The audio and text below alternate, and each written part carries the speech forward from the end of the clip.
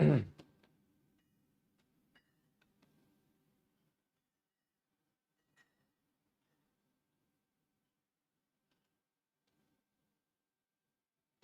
Friends, welcome to web Sankul. आप तमाम विद्यार्थी मित्रों फरी एक वखत हार्दिक स्वागत है आ डिजिटल प्लेटफॉर्म पर। आजना आ सेशन में चोपड़ी धोरण 7 ने આપણે ભણી રહ્યા છીએ, સામાન્ય વિજ્ઞાનને આપણે ભણી રહ્યા છીએ। જ્યારે સામાન્ય વિજ્ઞાનનું અધ્યયન આપણે કરી રહ્યા છીએ દોસ્તો, ત્યારે આજના સામાજિક વિજ્ઞાનનું જ્યારે આપણે અધ્યયન કરી રહ્યા છીએ, ત્યારે આજના આ સેશનમાં આપ તમામ જેટલા પણ વિદ્યાર્થીઓ છો બધાનું ઉષ્માભર્યું સ્વાગત કરું છું। એક વખત જો હું તમને સંભળાતો હોય તો કન્ફર્મેશન આપી દેજો કે હા સાહેબ એકદમ તબલાતોડ સંભળાવ છો અને તબલાતોડ દેખાવ છો, રાઈટ। એક આટલું કન્ફર્મેશન મારી સુધી પહોંચી જાય એટલે પછી અહીંયાથી આ જે ઘોડો જે છે એ ઘોડો છૂટી જવાનો છે સાહેબ, બરાબર। ખાલી તમારે મને એટલું કહેવાનું છે કે સાહેબ તમે દેખાવ છો, સાહેબ તમે સંભળાવો છો, બરાબર। આ બંનેના કન્ફર્મેશન મળતા જ તે આપણે આજના સેશન તરફ આગળ વધવાના છીએ દોસ્તો। જે પણ વિદ્યાર્થીઓ જોડાયા છો પોતાના વિદ્યાર્થી મિત્રને પણ બોલાવી લ્યો, કહી દો કે લેક્ચર લાઈવ થઈ ગયો છે, સાહેબ આવી ગયા છે, બરાબર। સેજ લેટ આવ્યા, વાત સાચી છે, સાહેબની ભૂલ છે, પરંતુ આવી ગયા, 5 મિનિટ લેટ આવ્યા પણ આવી ગયા છે, ઓકે। પણ દોસ્તો એની પાછળનું કંઈક કારણ હશે, કંઈક રીઝન હશે, તમારા માટે કંઈક લાવતું રહેવાનું હોય છે, બરાબર। વેબ સંકુલનો મતલબ જ તે એવો કે વિદ્યાર્થીઓ માટે કંઈક ને કંઈક મળતું રહે, બરાબર ને, રાઈટ। તો આજના સેશનમાં આપ તમામનું હાર્દિક સ્વાગત છે। એક વખત લાઈક આપો, પસંદ છે વિડીયો, હું ભણાવું છું, જો તમને પસંદ હોય, વેબ સંકુલની ટીમનું કામ તમને પસંદ હોય, એક વખત થંબ આપી દો અને એક શેરનું બટન છે, થોડુંક એવું તમારે મહેનત કરવી પડશે। શેરનું બટન દબાવી અને તમારા વિદ્યાર્થી મિત્રો સુધી અને તમારા સ્ટેટસ સુધી કે તમારા જે પણ સોશિયલ મીડિયાના ગ્રુપ છે ત્યાં સુધી તમે આને પહોંચાડી દેશો, ઓકે। ચલો, એકદમ ક્લિયર છે, અવાજ જે છે અવાજ એકદમ ક્લિયર આવી રહ્યો છે, મને તો અવાજ ક્લિયર આવી રહ્યો છે, રાઈટ। મેં ચેક કરી લીધું છે, ઓકે ઓકે। ચલો રાઈટ, સેશનની શરૂઆત કરીએ દોસ્તો। શરૂઆત કરતા પહેલા જરૂરથી જણાવીશ કે જે વિદ્યાર્થીઓ આ ઓફરનો લાભ લેવા માંગે છે એ લોકોએ થોડીક સ્પીડ રાખવી પડશે, કારણ કે 21 તારીખ બહુ ઢુકડી થઈ ગઈ છે, બહુ નજદીક 21 તારીખ આવવા જઈ રહી છે સાહેબ, બરાબર ને। આજે 17 તારીખ, બરાબર, આ 17 નહીં, આજે 18 તારીખ છે, 17 તારીખ 18 તારીખ, હા 18 તારીખનો આજનો દિવસ છે, એટલે બહુ ઓછા દિવસો તમારી પાસે વધ્યા છે। 999 માં તલાટી છે, જનરલ કોર્સ છે, ટેટટાટનો કોર્સ છે, ડીવાયએસઓ મેઇન્સનો કોર્સ છે, કે પછી જીપીએસસી મિશન જીપીએસસી જેમાં પ્રિલિમ પ્લસ મેઇન્સ, ઓનલી પ્રિલિમનો, સોરી મેઇન્સનો નહીં, આવો કોર્સ છે, એ 2 મહિના માટે તમારા માટે 999 રૂપિયામાં મૂકેલો છે, રાઈટ। 3 દિવસ ચેક કરી લ્યો, તમને એમ લાગે સાહેબ એક્સટેન્ડ કરવો છે તો વધારી નાખવાનું, ફરી એક વખત 999 નું પરચેસ કરશો એટલે 4 મહિના અને 1998 રૂપિયામાં 4 મહિનાનું સબસ્ક્રિપ્શન તમને જીપીએસસી પ્રિલિમનું કોણ આપે ભાઈ? ટેટટાટ નજીક છે, ટેટટાટ વાળાએ લેવો જોઈએ, ડીવાયએસઓ ની તૈયારી કરનારા છે, મેઇન્સનો કોર્સ લેવો છે, જનરલ બધી જગ્યાએ અડી જવું છે અને જનરલ કોર્સ જે છે જનરલ કોર્સ એને પરચેસ કરવો જોઈએ, રાઈટ, ઓકે। તો આ પરચેસ કરી લેવાનો છે। કોઈ પણ કોર્સ પરચેસ કરતા પહેલા તમને એક કોડ માંગશે, રેફરલ કોડમાં તમારે એક કોડ નાખવાનો છે ને, કોડ છે AZ50 દોસ્તો। AZ50 કોડ યુઝ કરવાથી જે પણ ઓફર હશે, જે પણ મેક્સિમમ ડિસ્કાઉન્ટ હશે તમને મળવા પાત્ર બનવાનું છે। 65% હશે તો એમને 50% જ મળશે, નહીં 65% ડિસ્કાઉન્ટ તમને મળશે જો તમે આ કોડ યુઝ કરશો તો। 50% ડિસ્કાઉન્ટ જ્યાં હશે ત્યાં 50%, 55%, 55%, 65%, AZ50 લગાવશો એટલે જે મેક્સિમમ ડિસ્કાઉન્ટ હશે મારા વિદ્યાર્થીને મળી જશે, રાઈટ। આ થઈ ગઈ વાત આજના આ ઓફરની। જય હિન્દ લખી નાખો એટલે આપણે પહેલો પ્રશ્ન હું તમારી સ્ક્રીન પર આવવા દઉં દોસ્તો, બરાબર। આજે મજા કરવાની છે, આજે 2 કે 3 કલાક જેટલો મને આનંદ હશે એટલા સમય સુધી આપણે મળીશું, ભણીશું અને ઘણું બધું શીખીશું સાહેબ। જે વિદ્યાર્થીઓ ફોરેસ્ટની તૈયારી કરી રહ્યા હતા ઘણા સમયથી એક ને એક પ્રશ્ન, સાહેબ ફોરેસ્ટ ક્યારે આવશે, ફોરેસ્ટ ક્યારે આવશે, ફોરેસ્ટ ક્યારે આવશે, ફોરેસ્ટ ક્યારે આવશે, રાઈટ।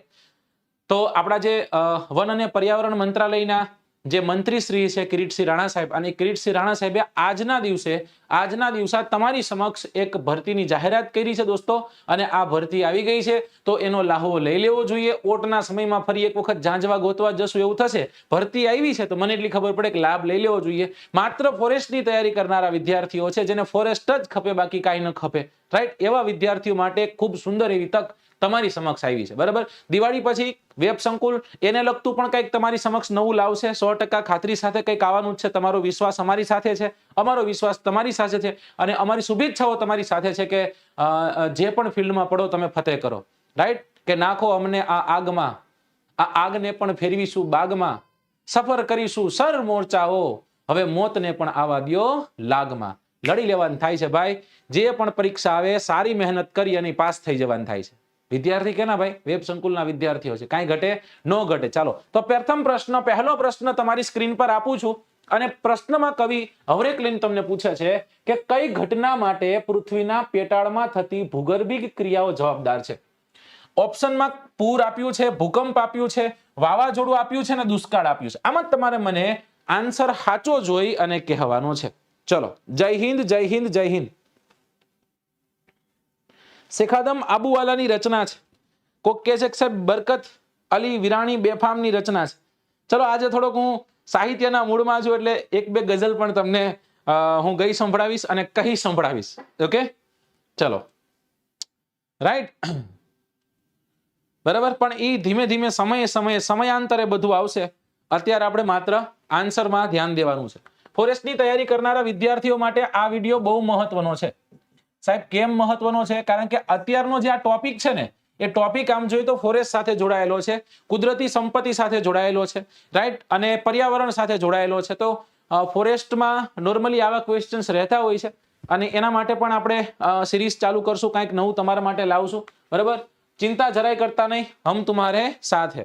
ઓકે સર, 1008 મેં મંગાવી લીધી છે, આવી ગઈ છે, પણ તેમાં વચ્ચે પેજ કટ થઈ ગયા છે. 150 જેટલા પેજ નથી. કાંઈ વાંધો નહીં. RN આહિર સાહેબ, બને લગભગ એવું નથી બનતું, તમને સમજાવી દઉં. બરાબર ને? એના પાછળનું કારણ કહું. કારણ કે તમે આ કોમેન્ટ કરી ને તો ઘણા લોકોને એમ લાગશે કે સાહેબ બધી બુકમાં આવ્યું હશે. જો મારી પાસે પણ 1008 નું પુસ્તક આવી ગયું છે. બરાબર, અને આ પુસ્તક જે છે, પુસ્તક દોસ્તો જેવી રીતના 108 તાત્કાલિક પહોંચી જાય એવી રીતનું આ પુસ્તક છે. ખૂબ સુંદર રીતના બધા ટોપિક વાઇઝ એનું વિશ્લેષણ આપેલું છે. રાઈટ, આનો વિડીયો તો બન્યો છે પણ છતાં એક વખત મારા હાથમાં આવ્યું છે, તમને કહી દઉં. ગુજરાતના જિલ્લાના ટોટલ 33 જેટલા ટેબલ્સ છે. સામાન્ય અભ્યાસ છે તો એના 34 થી લઈને 66 ટેબલ્સ છે. ગુજરાત અને ભારતની જીઓગ્રાફી 67 થી લઈને 207 ટેબલ્સ છે ને, રાઈટ. વસ્તી વિષયક માહિતી, ભારતનો ઇતિહાસ, પ્રાચીન ઇતિહાસ, મધ્યકાલીન, આધુનિક, ગુજરાતનો ઇતિહાસ, પ્રાચીન ઇતિહાસ. બરાબર દોસ્તો, આ પુસ્તક કોને વધુ મદદરૂપ થશે ખબર? જે એવા વિદ્યાર્થીઓ કે જેને જીકે ફેક્ટ્સ છે એ છેલ્લે જોવા હોય છે. બરાબર, જેને કદાચ લેન્ધી વિષયો એ નથી વાંચી શકતા, એમની પાસે સમય નથી, એના માટે તો આ રામબાણ સાબિત થવાનું છે. રાઈટ, એન્જિનિયરિંગ્સની જે પણ એક્ઝામો આવે છે ને જીકે જોઉં મને એટલી ખબર પડે કે આ જોઈને જાય ને એટલે આમાં ઘણા પ્રશ્ન પડે. આમાં ઘણા પ્રશ્ન એટલે કે આ જે ગઈ ડીવાયએસો છે ને, આ ડીવાયએસોમાં આમાંથી અત્યારે મેં જોયું ને, મેં મારી જ્યાં જ્યાં નજર ગઈ ત્યાં સુધીની તે વાત કરું છું, આમાંથી 23 પ્રશ્ન હતા. કેટલા પ્રશ્ન હતા? 23 પ્રશ્ન. હજી મારી જ્યાં સુધી ધ્યાન ગઈ છે ત્યાંની વાત છે. સાંજે 6 કલાકે મારા ઘરે આ પુસ્તક પહોંચ્યું છે દોસ્તો, અને મેં જોયું, જેટલું જોયું એમાં મેં 23 પ્રશ્ન ગોઈતા છે. બાકી હું પ્રશ્ન જે છે એ પ્રશ્ન તમને એકદમ સચોટ પ્રૂફ સાથે પણ દેખાડી શકું છું, પણ તમને મારા પર ભરોસો, મને તમારા પર ભરોસો, પછી બીજું જોઈશું સાહેબ. રાઈટ, ઓકે, ચલો. આમાં સાચો આન્સર શું આવશે? આમાં સાચો આન્સર, જેને પણ ભૂકંપ કર્યું ને, જેને પણ ભૂકંપ કર્યું છે એ દોસ્ત સાચો છે. ઓકે, જેને પણ ભૂકંપ આન્સર કર્યો છે એ દોસ્ત સાચો છે. દોસ્તો આમ જોઈએ તો આપત્તિઓ, આપત્તિ શબ્દ સાંભળતા જ તે મન જે છે એ મનમાં ભય ઉત્પન્ન થાય. આ 7મા ધોરણના પાઠ્યપુસ્તકમાં સામાજિક વિજ્ઞાનના પાઠ્યપુસ્તકમાં જે લાઈન લખેલી છે એ જ તમારી સમક્ષ મૂકી.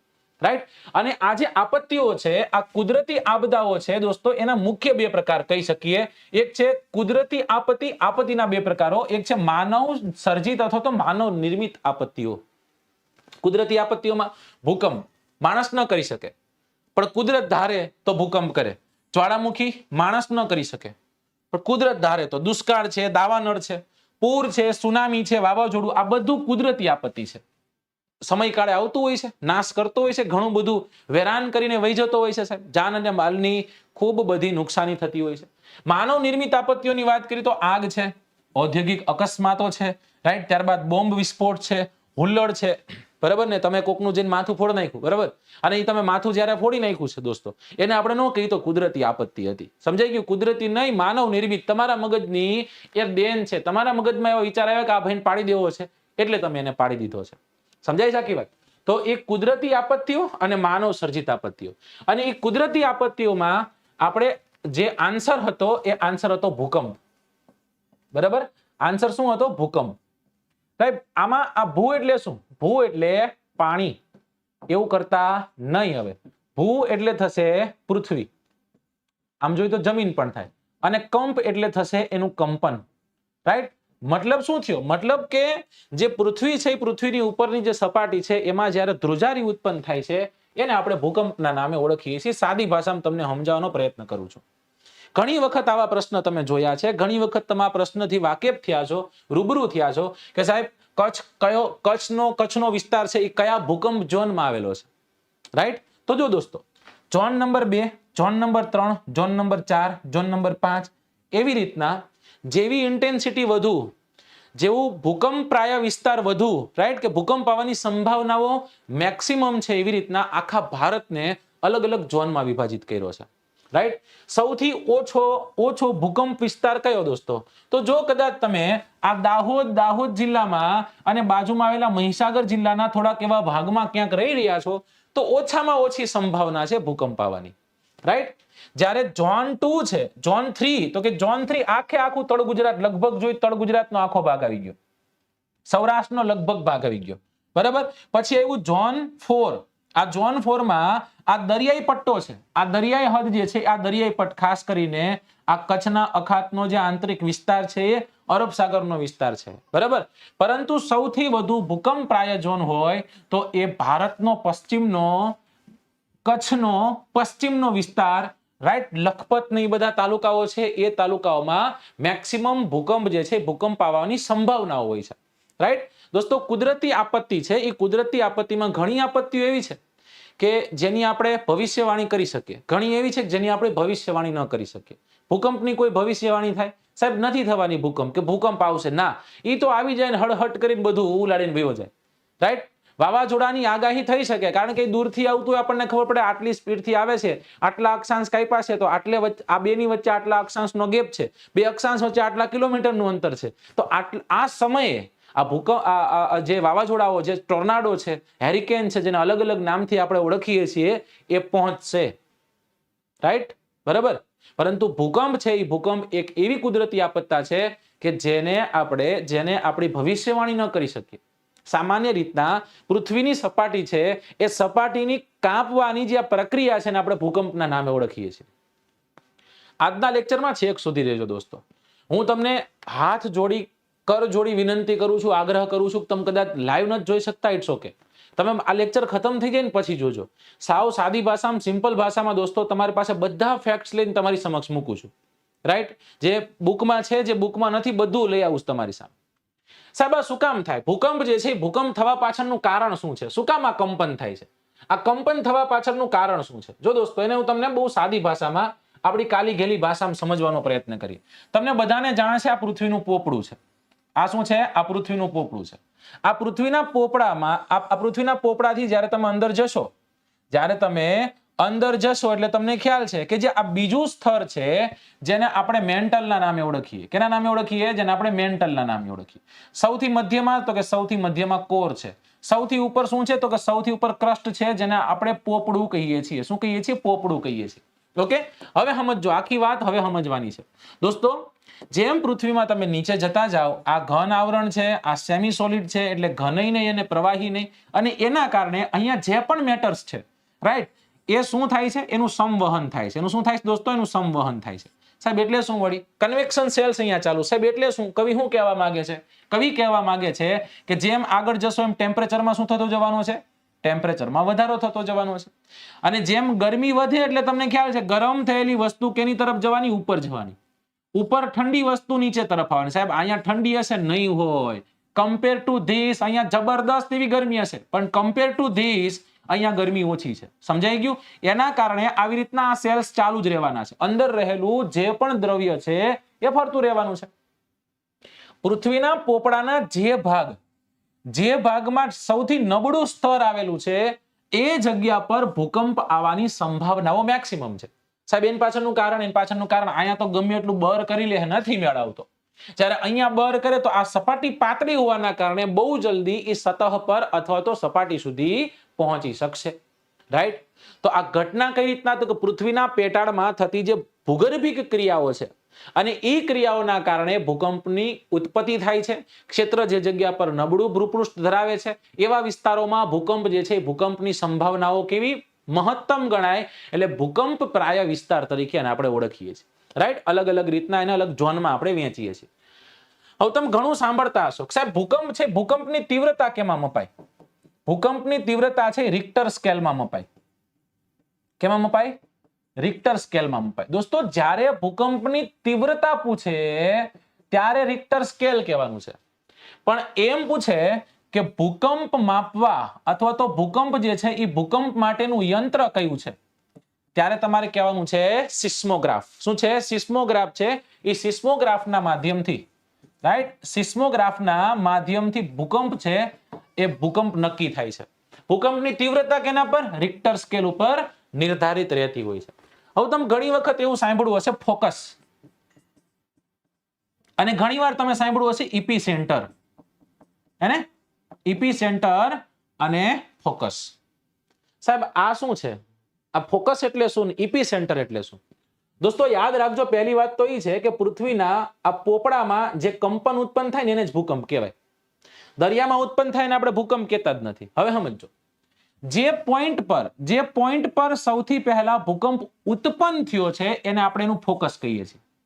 ઓકે, પરંતુ એની અનુભૂતિ પૃથ્વીની સપાટી ઉપર રહેલા મથુરભાઈને જે જગ્યા પર થશે એ જગ્યાને એનું આપણે ઇપી સેન્ટર કહીએ છીએ. સમજાઈ ગયું કે નહીં? ઇપી સેન્ટર એટલે શું, ફોકસ એટલે શું? રાઈટ, ફોકસ એટલે શું, ઇપી સેન્ટર એટલે શું? સમજાઈ ગયું? ફોકસ એટલે જે જગ્યાથી ઉત્પન્ન થયું છે, રાઈટ. જ્યારે ઇપી સેન્ટર એટલે જે જગ્યા પર સૌથી પહેલા પૃથ્વી ઉપર ફેલ થયું છે એને આપણે ઇપી સેન્ટર કહેશું. બરાબર ને? આવા પ્રશ્નો છે ને, આવા પ્રશ્નો હેરાન કરી નાખે ભાઈ.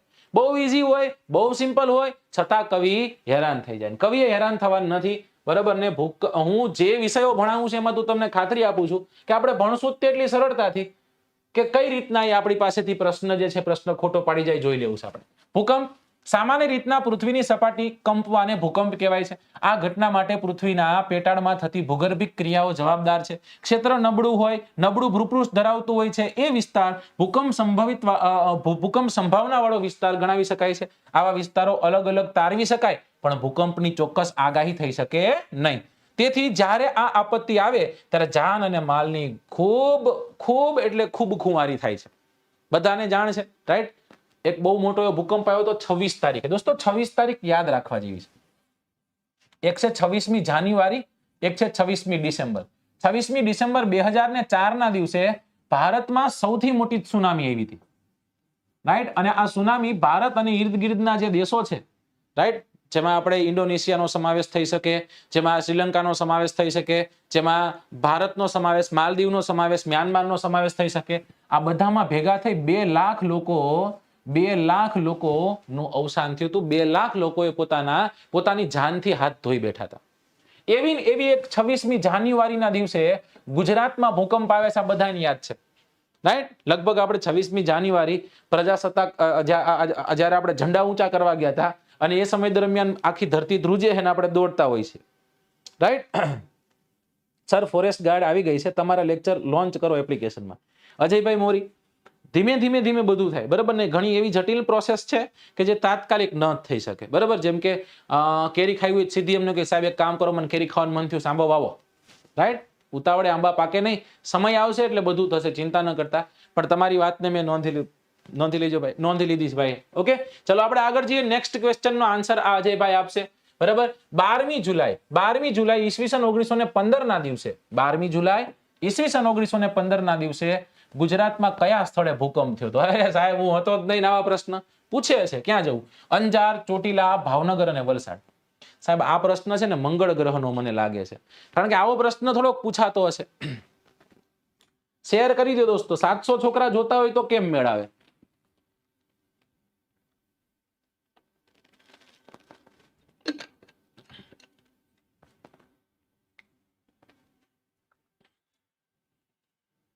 અજયભાઈ નોંધી લીધી તમારી વાત ને. ચલો આપણે તમને એક ચેલેન્જ આપીએ. આજે 1500 પ્લસ છોકરાઓની હાજરી હોય ને, 1500 પ્લસ છોકરાઓની જો હાજરી હોય ને, તો હું તમને 20 તારીખ અને 21 તારીખ લ્યો, વરસવું છે પછી હરખી રીતના જ વરસી જવું છે. 20 તારીખ અને 21 તારીખ સાંસ્કૃતિક વારસો તમારી સામે લઈને આવી. ચાલો હવે બોલો, હવે કરો વાત. એને આવી જાઓ મેદાનમાં. મેદાને મામલો ચડ્યો છે આખો, રાઈટ. સાંસ્કૃતિક વારસો તમારી સમક્ષ મૂકવાનો છે, બરાબર ને? એટલે જ્યાં શેર થાય ત્યાં શેર થઈ જવા દો.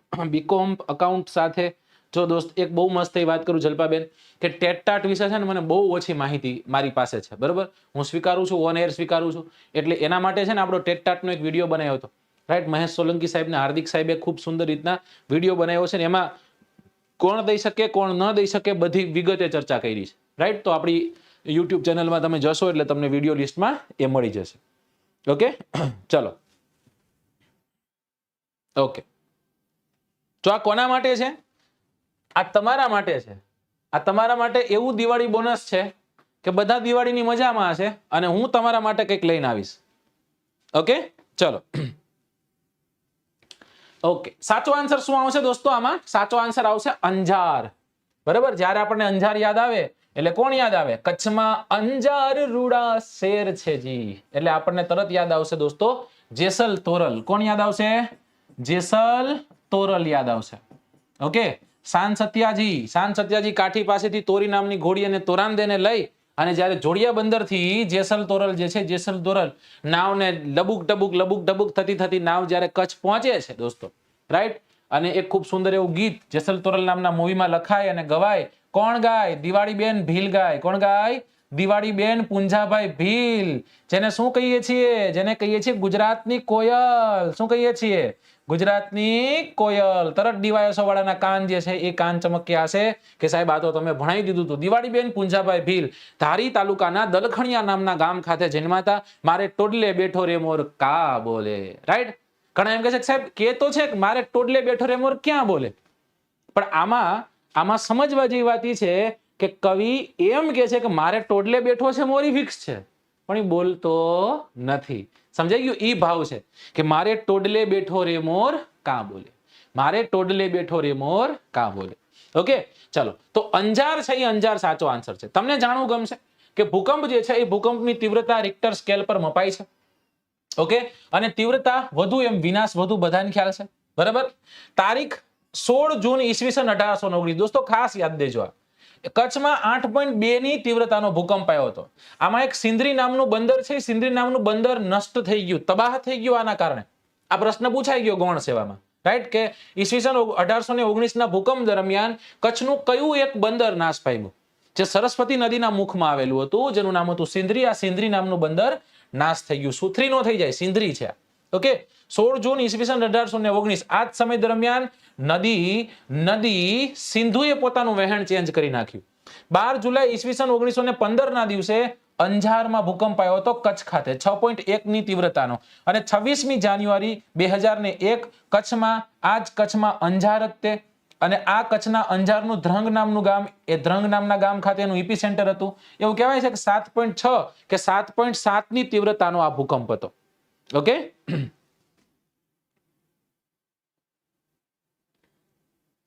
હા પરેશભાઈ, પણ આવી વાતોમાં રહેશું પછી આપણે જો કોમેન્ટને ડિલીટ કરી નાખશું તો એ મારા મતે એ સારું ન કહેવાય, સમજો, રાઈટ. મારા લેક્ચરમાં આવો, માત્ર ભણવાના ઈરાદાથી આવજો, બરાબર. આજુબાજુમાં બાયોડેટા શેર નથી કરવાનો આપણે, બરાબર. ક્યાંય મેળ નહીં આવે જો તમે એવું કરશો તો. શ્રાપ જ દઈ દઉં કે એવું કોઈ કરે ને એનો મેળ જ ન આવે, બરાબર.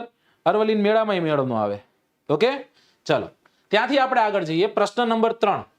નીચે પૈકી કયા વિસ્તારમાં વાવાઝોડાની વિનાશક અસર અનુભવાય છે? ચલો આ પ્રશ્નનો આન્સર તમારે મને દેવાનો છે. આ પ્રશ્ન છે, આ પ્રશ્નનો તમારે મને આન્સર દેવાનું છે. ચલો, સાયક્લોન્સ, ટાઇફૂન્સ, અલગ અલગ નામથી જેને આપણે ઓળખીએ છીએ એની વાત અત્યારે તમારી સમક્ષ આવી છે. ઓકે, તો તમારે મને સમજાવવાનું છે શું છે આ વાવાઝોડું, રાઈટ. ચલો, મને એટલી ખબર પડે કે આ 760 છોકરાઓની હાજરી છે ને એ ક્યાંય ન જાય, આઈ નાઈ રહે ને એટલે 1500 નો જાદુ આંકડો એમ નામ છુવી જાય. કારણ કે લોકો તો આવતા રહેવાના, સમજો, આપણે જવાનું નથી. એટલે 1500 આવે એટલે સાંસ્કૃતિક વારસો તમારો. 20 તારીખ અને 21 તારીખ 2 દિવસ વર્સિસ અને મન મૂકીને વર્સિસ.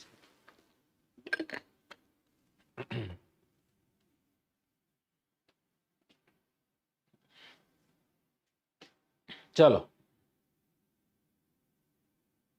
ઓકે. ઓપ્શન ડી તરફ મેજોરિટી ઓફ સ્ટુડન્ટ્સ જઈ રહ્યા છે કે સાહેબ અમને ડી લાગે છે કે નીચે પૈકી કયા વિસ્તારમાં વાવાઝોડાની વિનાશક અસર અનુભવાય છે. સાચો આન્સર કચ્છ અને સૌરાષ્ટ્રનો દરિયા કિનારો છે.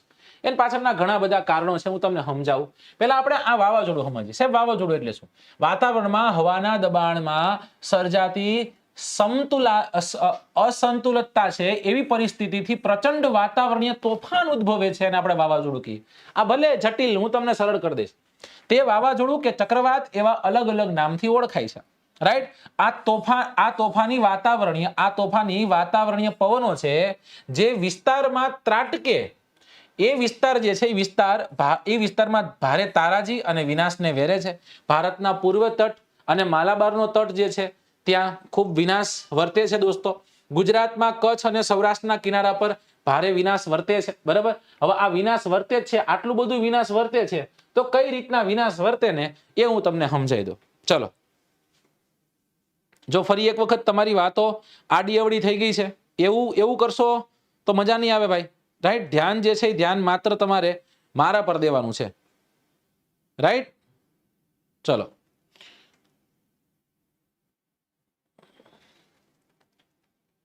ઘરનું વાવાઝોડું અલગ, ઈ અલગ છે ભાઈ, એને નાને કાંઈ લાગે વળગે નહીં, બરાબર. અત્યારે ખાસ કરીને જે પણ લગ્ન ગ્રંથિથી જોડાઈ ગયા છે એને નામ પણ ન લેવું, એવું વાવાઝોડું કોઈને કેવું જ નહીં.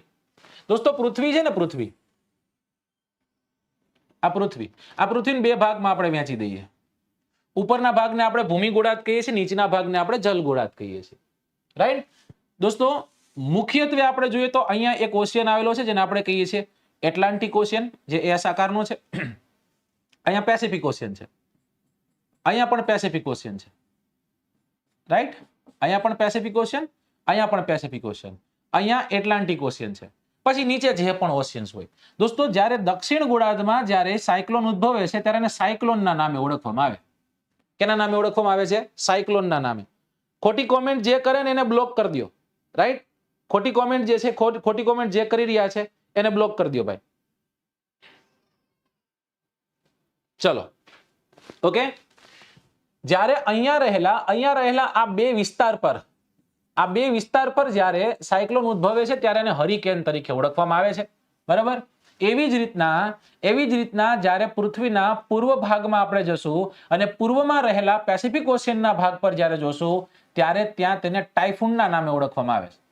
કેના નામે ઓળખવામાં આવે છે? ટાઇફૂનના નામે ઓળખવામાં આવે. તો આ અલગ અલગ નામો છે. ગુજરાતમાં આપણે એને વાવાઝોડું કહીએ છીએ. શું કહીએ છીએ? વાવાઝોડું કહીએ છીએ. આની ઉપરથી તો એક ગીત પણ આવ્યું હતું કે હેંડ તો આવે, ટોળા વિંદ તો આવે, કોઈના બાપનું ન માને, નક્કી મારું વાવાઝોડું આવે. હકીકતમાં આવે ને તો ભાઈને ખબર પડે, બોલવું તો બહુ સહેલું છે કે ટોળા વિનતો આવે, કોઈના બાપનું ન માને, નક્કી મારું વાવાઝોડું આવે. અને વાવાઝોડું જેથી આવે ને તેથી ઈ જ તે શેર્યું ગયેલું બદલતું હોય ભાઈ, જે ગીત ગાતો હોય ને, બરાબર ને. તો એવું કઈ કરવું નહીં. હું તમને સમજાવું વાવાઝોડું કઈ રીતના સર્જાય છે. દોસ્તો તમે નામ સાંભળ્યું હશે એટમોસ્ફિયરિક પ્રેશર. એટમોસ્ફિયરિક પ્રેશર તમે સાંભળ્યું હશે. સાહેબ આ એટમોસ્ફિયરિક પ્રેશર એટલે શું? દોસ્તો હવા છે ને, હવા જે છે એ હવા પૃથ્વી જે છે પૃથ્વીની સપાટી પર દબાણ ક્રિએટ કરે છે, રાઈટ. અને એ જે સપાટી પરનું દબાણ છે એને આપણે એટમોસ્ફિયરિક પ્રેશર કહીએ છીએ. દોસ્તો જેવી રીતના તમે જેમ પૃથ્વીની સપાટીથી ઉપર જાઓ, રાઈટ, એવી રીતના એટમોસ્ફિયરિક પ્રેશરમાં ઘટાડો થાય છે. શું થાય છે? ઘટાડો થાય છે. ઓકે. હવે શું બને છે? કોઈ એક બહુ મોટી એવી વોટર બોડી છે, રાઈટ. કોઈ એક બહુ મોટી એવી વોટર બોડી છે, એટલે કે જળ વિસ્તાર છે. અને એ જળ વિસ્તારનું ટેમ્પરેચર 26.5 ડિગ્રી સેલ્સિયસ કરતા પ્લસ થાય છે. 26 ડિગ્રી ચાલે, વાંધો નહીં, બરાબર. 26.5 ડિગ્રી કરતા વધુ ટેમ્પરેચર છે, ટેમ્પરેચરમાં વધારો થાય. કોન્સેપ્ટ સમજવા જરૂરી છે. જ્યારે આવડું ટેમ્પરેચર ક્રિએટ થાય ને દોસ્તો, ત્યારે શું થશે ખબર છે? ત્યારે હીટ વેવ્સ છે, ત્યારે એના પર સોલર ઇન્સોલેશન થતું હશે, જેના કારણે ટેમ્પરેચર છે સમુદ્રની સતહ પર 26.5 ડિગ્રી સેલ્સિયસ જેટલો ટેમ્પરેચર છે. હવે સમજો આના કારણે શું થશે? આના કારણે અહીંયા રહેલી જે હવા છે એ હવા કેવી થશે? ગરમ થશે. હવાના મોલિક્યુલ્સ ગરમ થશે એટલે ગરમ થયેલા મોલિક્યુલ્સ કેની કોર જવાના છે? તો કે ઉપર તરફ જવાના છે. એના જે પણ અંદર પ્રેઝન્સ છે, રાઈટ, એ ક્યાં જવાના છે? ઉપર જવાના છે, રાઈટ. હવે સમજો, જ્યારે ઉપર તો સાહેબ ઠંડી હશે, ઉપર શું હશે? ઉપર ઠંડી હશે અને એ ઠંડા મોલિક્યુલ્સ છે એ નીચે તરફ ગતિ કરશે, એ નીચે તરફ ગતિ કરશે. જેવી રીતના જેમ આ ઉપર જતા જશે એમ ગરમીમાં વધારો થતો જશે ઉપર, અને જ્યારે ગરમીમાં વધારો થતો જાય છે એટલે આ સ્પીડ પકડે છે. સમજાઈ ગયું? જો તો સ્પીડ પકડીને વ્યા ગયા, છૂમ લઈને વ્યા ગયા, બરાબર. તમે કઈક કાંડ કર્યો હોય અને સામે પપ્પા આવે અને પછી કેવી રીતના તમે રસ્તો બદલો, એવી રીતના આને સીધે સીધી ઉપર સીધી મારી છે, નોકની દોંડીએ હેન્ડ આ ગયા ઉપર. ઓકે, આના કારણે શું થયું? આના કારણે આ વિસ્તારમાં, આ વિસ્તાર જે છે એ વિસ્તારમાં હવા છે એ હવામાં બહુ મોટો એવો ઘટાડો નોંધાણો, અને બહુ મોટો એવો ઘટાડો નોંધાણો એટલે જે તે વિસ્તારમાંથી હવા છે એ હવા આ વિસ્તાર તરફ આગળ કૂચ કરી, રાઈટ. અને જ્યારે આ આગે કૂચ કરતી હશે એકદમ સ્પીડ થી આવતી હશે, કારણ કે અહીંયા ઘટાડો નોંધાણો છે. આને ફિલ કરવા માટે, આને પૂરી કરવા માટે બધી દિશાઓમાંથી આવતી હશે. એ અહીંયા પહોંચતા પહેલા એક ચક્ર જેવી પરિસ્થિતિનું સર્જન કરશે. દોસ્તો, હવે ગમે એ પવનો અંદર પ્રવેશવાના છે, એ પવનો સીધા સેન્ટર સુધી ન જઈ શકવાના. એની પાછળનું કારણ કે અહીંયા ચક્ર સર્જાઈ ગયું છે. એ ચક્રને ભેદી શકે નહીં, અને ચક્રને ન ભેદી શકે એટલે એ પણ ચક્રમાં જોડાઈ જવાના છે, રાઈટ. એ પણ ચક્રમાં જોડાઈ જવાના છે, અને આના જ કારણે આ ચક્ર જે છે મોટું થતું જાય છે, ઉપર જતું જાય છે, અને વાદળો જે છે એ વાદળો પણ એની સાથે જોડાતા જાય છે, જેના કારણે ઘણી વખત થંડર સ્ટ્રોમ્સ આવે. શું આવે દોસ્તો? થંડર સ્ટ્રોમ્સ આવે છે. જે તે દિશા તરફ, કોઈ એક દિશા તરફ પછી એ ગતિ કરતું હોય છે, રાઈટ. જેવો જમીન વિસ્તાર આવે છે એટલે જમીન વિસ્તાર પર જ્યારે ટકરાય કોઈ વાવાઝોડું તો એને લેન્ડફોલ કહેવાય. એને શું કહેવાય દોસ્તો? એને લેન્ડફોલ કહેવાય. અને અહીંયા જે લેન્ડફોલ થયું, અહીંયા આ વાવાઝોડું જે છે, વાવાઝોડું સમી જશે, એ ખતમ થઈ જશે, રાઈટ. આના પાછા પ્રકાર હોય છે, બરાબર. આના અલગ અલગ પ્રકારો હોય છે. સિવિયર સાયક્લોન્સ હોય છે. કેવું સાયક્લોન? સિવિયર એટલે કે અઘરું, બરાબર. એનાથી પણ અઘરું હોઈ શકે છે, બરાબર. 120 માઇલ પર આર ની સ્પીડ કરતા વધુ, રાઈટ.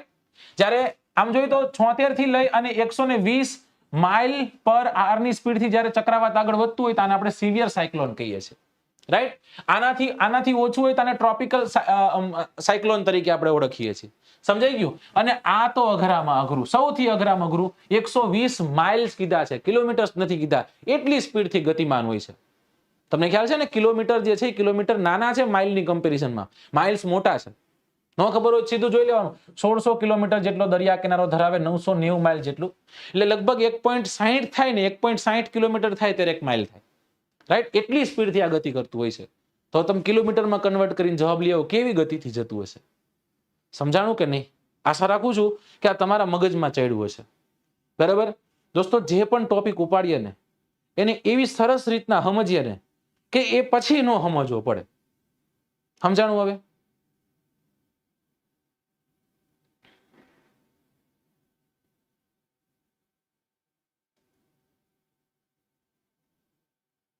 ચલો, આટલા બધા છોકરાઓ જોડાયેલા છે. લાઈક નો રેશિયો તમે જો, કેટલા લોકોએ લાઈક કર્યા છે સેશનને એ તમે જો, અને પછી તમે પ્રેઝન્સ કેટલા છે એ જો.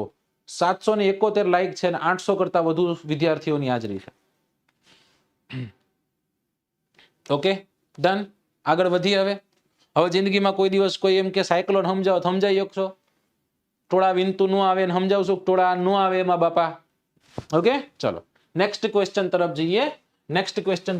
ક્વેશ્ચનને આપણે જોઈએ અને કવિ શું પૂછે છે જોઈ લઈએ. કે સુનામી ઉત્પત્તિ મોટે ભાગે ખાલી જગ્યા છે, પ્રચંડ વાતાવરણીય તોફાન દ્વારા, સમુદ્ર તળના ભૂકંપો દ્વારા જ થાય છે, ધોધમાર વરસાદથી થાય છે અને સમુદ્ર ટાપુઓ ડૂબી જવાથી થાય છે. સુનામીનું સર્જન કઈ રીતના થાય, ક્યારે થાય, તમે મને કહો. જો તમારે 1008 ની બુક લેવી હોય તો તમારે કાંઈ નથી કરવાનું. વેબ સંકુલની એપ્લિકેશનમાં બાય બુકના ઓપ્શનમાં જઈને દોસ્તો આવો મોકો તમને નથી મળવાનો. અત્યાર સુધી મારી જિલ્લાની બુક છે ને એમાં 40% ડિસ્કાઉન્ટ જ હતું ને, 50% ડિસ્કાઉન્ટ આવ્યું તમારી પાસે, તો 50% ડિસ્કાઉન્ટ તમને કોણ દેશે? ઘરે પહોંચાડી કોણ જશે? લઈ લ્યો, આ રહી 1008 તમારી સામે એટલા માટે જ રાખી છે. બહુ સરસ રીતના લખેલી આ પુસ્તક છે, મને બહુ ગમી આ પુસ્તક, બરાબર. લેવા જેવી ખરી. ચલો,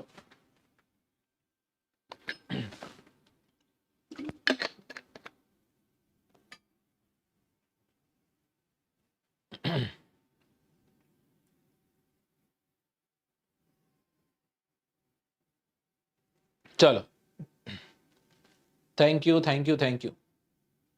ઘણા બધા વિદ્યાર્થીઓને એવા મેસેજ છે કે સાહેબ તૈયારી કઈ રીતના કરવી, શું કરવી, શું નહીં. આજના લેક્ચરમાં આપણે એનો રીતે હું તમને જવાબ દઈ દઈશ.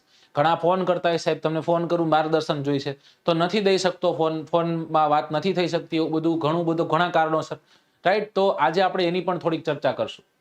ઓકે સાહેબ, સુનામી ઉત્પત્તિ મોટે ભાગે ખાલી જગ્યા આવું લખેલું છે, તો આ ખાલી જગ્યામાં શું આવશે એ આપણે જોવાનું છે. સાચો આન્સર ઓપ્શન સી તરફ જે જાય છે એ લોકોને મારા તરફથી લીલી ઝંડી છે. સમુદ્ર તળના ભૂકંપ દ્વારા તે થાય, રાઈટ. પ્રચંડ વાતાવરણીય તોફાન દ્વારા સુનામી ન થાય ભાઈ, રાઈટ. ધોધમાર વરસાદથી ન થાય, પૂર થોડુંક આવ્યું છે, સમુદ્ર ટાપુ ડૂબી જવા ન થાય, એને કાંઈ લાગે વળગે નહીં, ગ્લોબલ વોર્મિંગ થયું હોય તો, એમ કીધું આપણે. ઓકે, તો પછી સુનામી શું છે? હકીકતમાં સુનામી શબ્દ છે ને એક જાપાની શબ્દ છે. કેવો શબ્દ છે? જાપાની શબ્દ છે. આ તમે અત્યારે જે જોઈ રહ્યા છો એ સમુદ્ર તરંગ છે. ઓકે, આ શું છે? એક સમુદ્ર તરંગ છે, સમુદ્રના મોજાઓ છે, જે કઈ દિશામાં ગમન કરતા હોય તો કે સાહેબ જે તે જમીન માર્ગ તરફ ગમન કરતા હોય છે. ઓકે, હવે દોસ્તો જ્યારે તમે સમુદ્ર છે એ સમુદ્રમાં નીચે જશો તો સમુદ્રમાં પણ સમુદ્ર તળ આવવાનું છે ને, સમુદ્ર તળ આવવાનું છે. અહીંયા સમુદ્ર જે છે એ સમુદ્રની સતહ આવી, ઉપરની નહીં નીચેની સતહ આવી ગઈ, એનું તળિયું આવી ગયું છે, રાઈટ. સૌથી ઊંડો સમુદ્ર પૂછે તો એ પેસિફિક ઓશિયન છે. અહીંયા સુધી આપણે પહોંચી ગયા. હવે તમે સમજો, જેવી રીતના ભૂકંપની ઉત્પત્તિ થાય છે એવી જ રીતના સમુદ્રના તળિયામાં કંપન ઉત્પન્ન થાય છે. આ વિસ્તારમાં કંપન ઉત્પન્ન થાય અને આ વિસ્તારમાં જ્યારે કંપન ઉત્પન્ન થાય છે, વાઇબ્રેશન્સ ક્રિએટ થાય છે, તો બનશે શું? આ બહુ મોટી વોટર બોડી છે, આ તો ઘણું બધું પાણી છે, અને એ ઘણું બધું પાણી હોવાના કારણે સમુદ્ર જે છે એ સમુદ્રમાં રહેલું પાણી 2-3 માળ જેટલા ઊંચા મોજાઓમાં પરિવર્તિત થાય છે. સમજાઈ ગયું? સમુદ્ર સપાટી તરફ જેમ ગમન કરતું જાય, સમુદ્ર સપાટી તરફ એ મોજાઓ અતિ ભીષણ બનતા જાય છે. સમજાઈ ગયું? રાઈટ. અને અતિ ભીષણ બને અને સાહેબ તારાજી ક્યાં સર્જે? બધી જગ્યાએ તારાજી સર્જે, પણ સૌથી વધુ જાનમાલને નુકસાન ક્યાં થાય? તો કે કિનારાનો જે વિસ્તાર છે ને એ કિનારાના વિસ્તારમાં સૌથી વધુ તારાજી સર્જ્યા. ઓકે સાહેબ, સમજાઈ ગયું.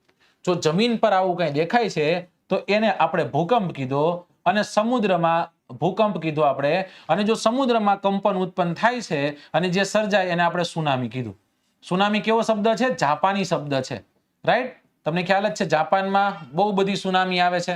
ફિલિપિન્સ નામનો ટાપુ, આજુબાજુના વિસ્તારમાં બહુ બધી સુનામી આવે છે. રિંગ્સ ઓફ ફાયરનો વિસ્તાર છે, એ વિસ્તારમાં બહુ બધા વોલ્કેનો એક્ટિવ છે, સાથોસાથ સુનામી જે છે સુનામી પણ ઉત્પન્ન થાય છે.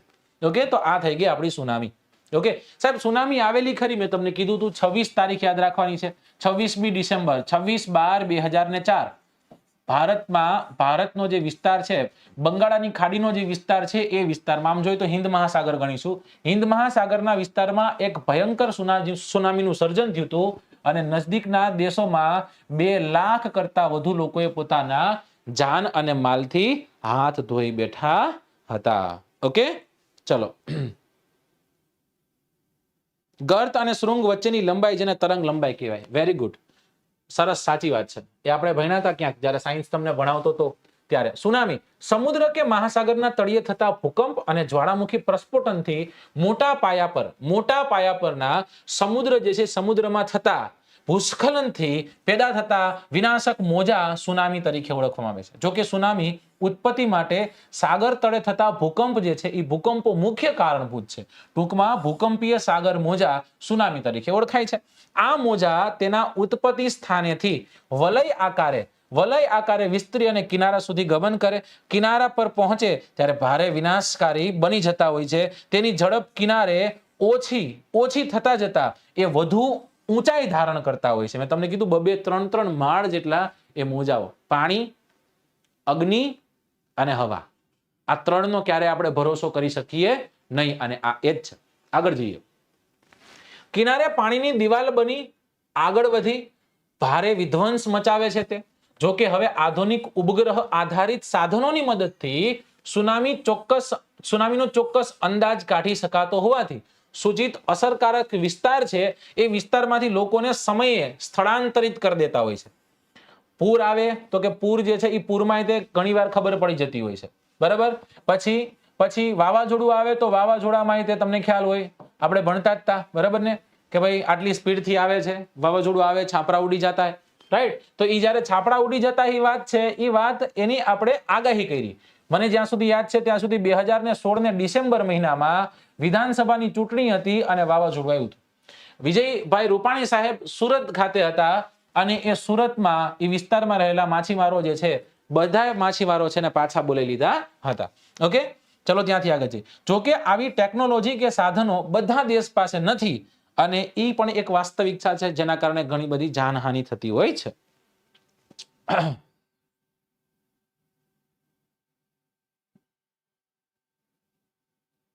ઓકે,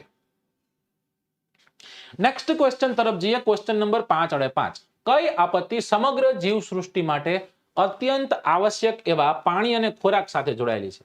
ભૂકંપ, સુનામી, પૂર કે પછી દુષ્કાળ? ચલો, થેન્ક યુ સો મચ. દુઃખ એ છે કે આટલું સરસ, ખૂબ સરસ, મને ખ્યાલ જ છે કે હું સારું ભણાવું છું, બરાબર, પણ કહેવાનો મતલબ એ છે કે આટલું સરસ આ બધા તહેવારો છે, તહેવારો હોય છે, ઘણો બધો સમય અમારો તે કિંમતી સમય હોય છે, અમારે તે ઘણા બધા કામો હોય છે, બધાને છોડી અને વિદ્યાર્થીઓ માટે તૈયારી કરતા હોઈએ છીએ. તૈયારી કરી તમારી સમક્ષ આટલું સારું કન્ટેન્ટ લાવતા હોવા છતાં વિદ્યાર્થીઓ જે છે, વિદ્યાર્થીઓની ઓટ જોવા મળે છે. હકીકતમાં ભરતી આવે ત્યારે ભરતી જોવા મળે, બાકી ઓટ હોય છે. અને આ ઓટ સમયે તે જે મહેનત કરી લેતા હોય છે ને દોસ્તો, એ જ તે ભરતી સમયે તરી જતા હોય છે.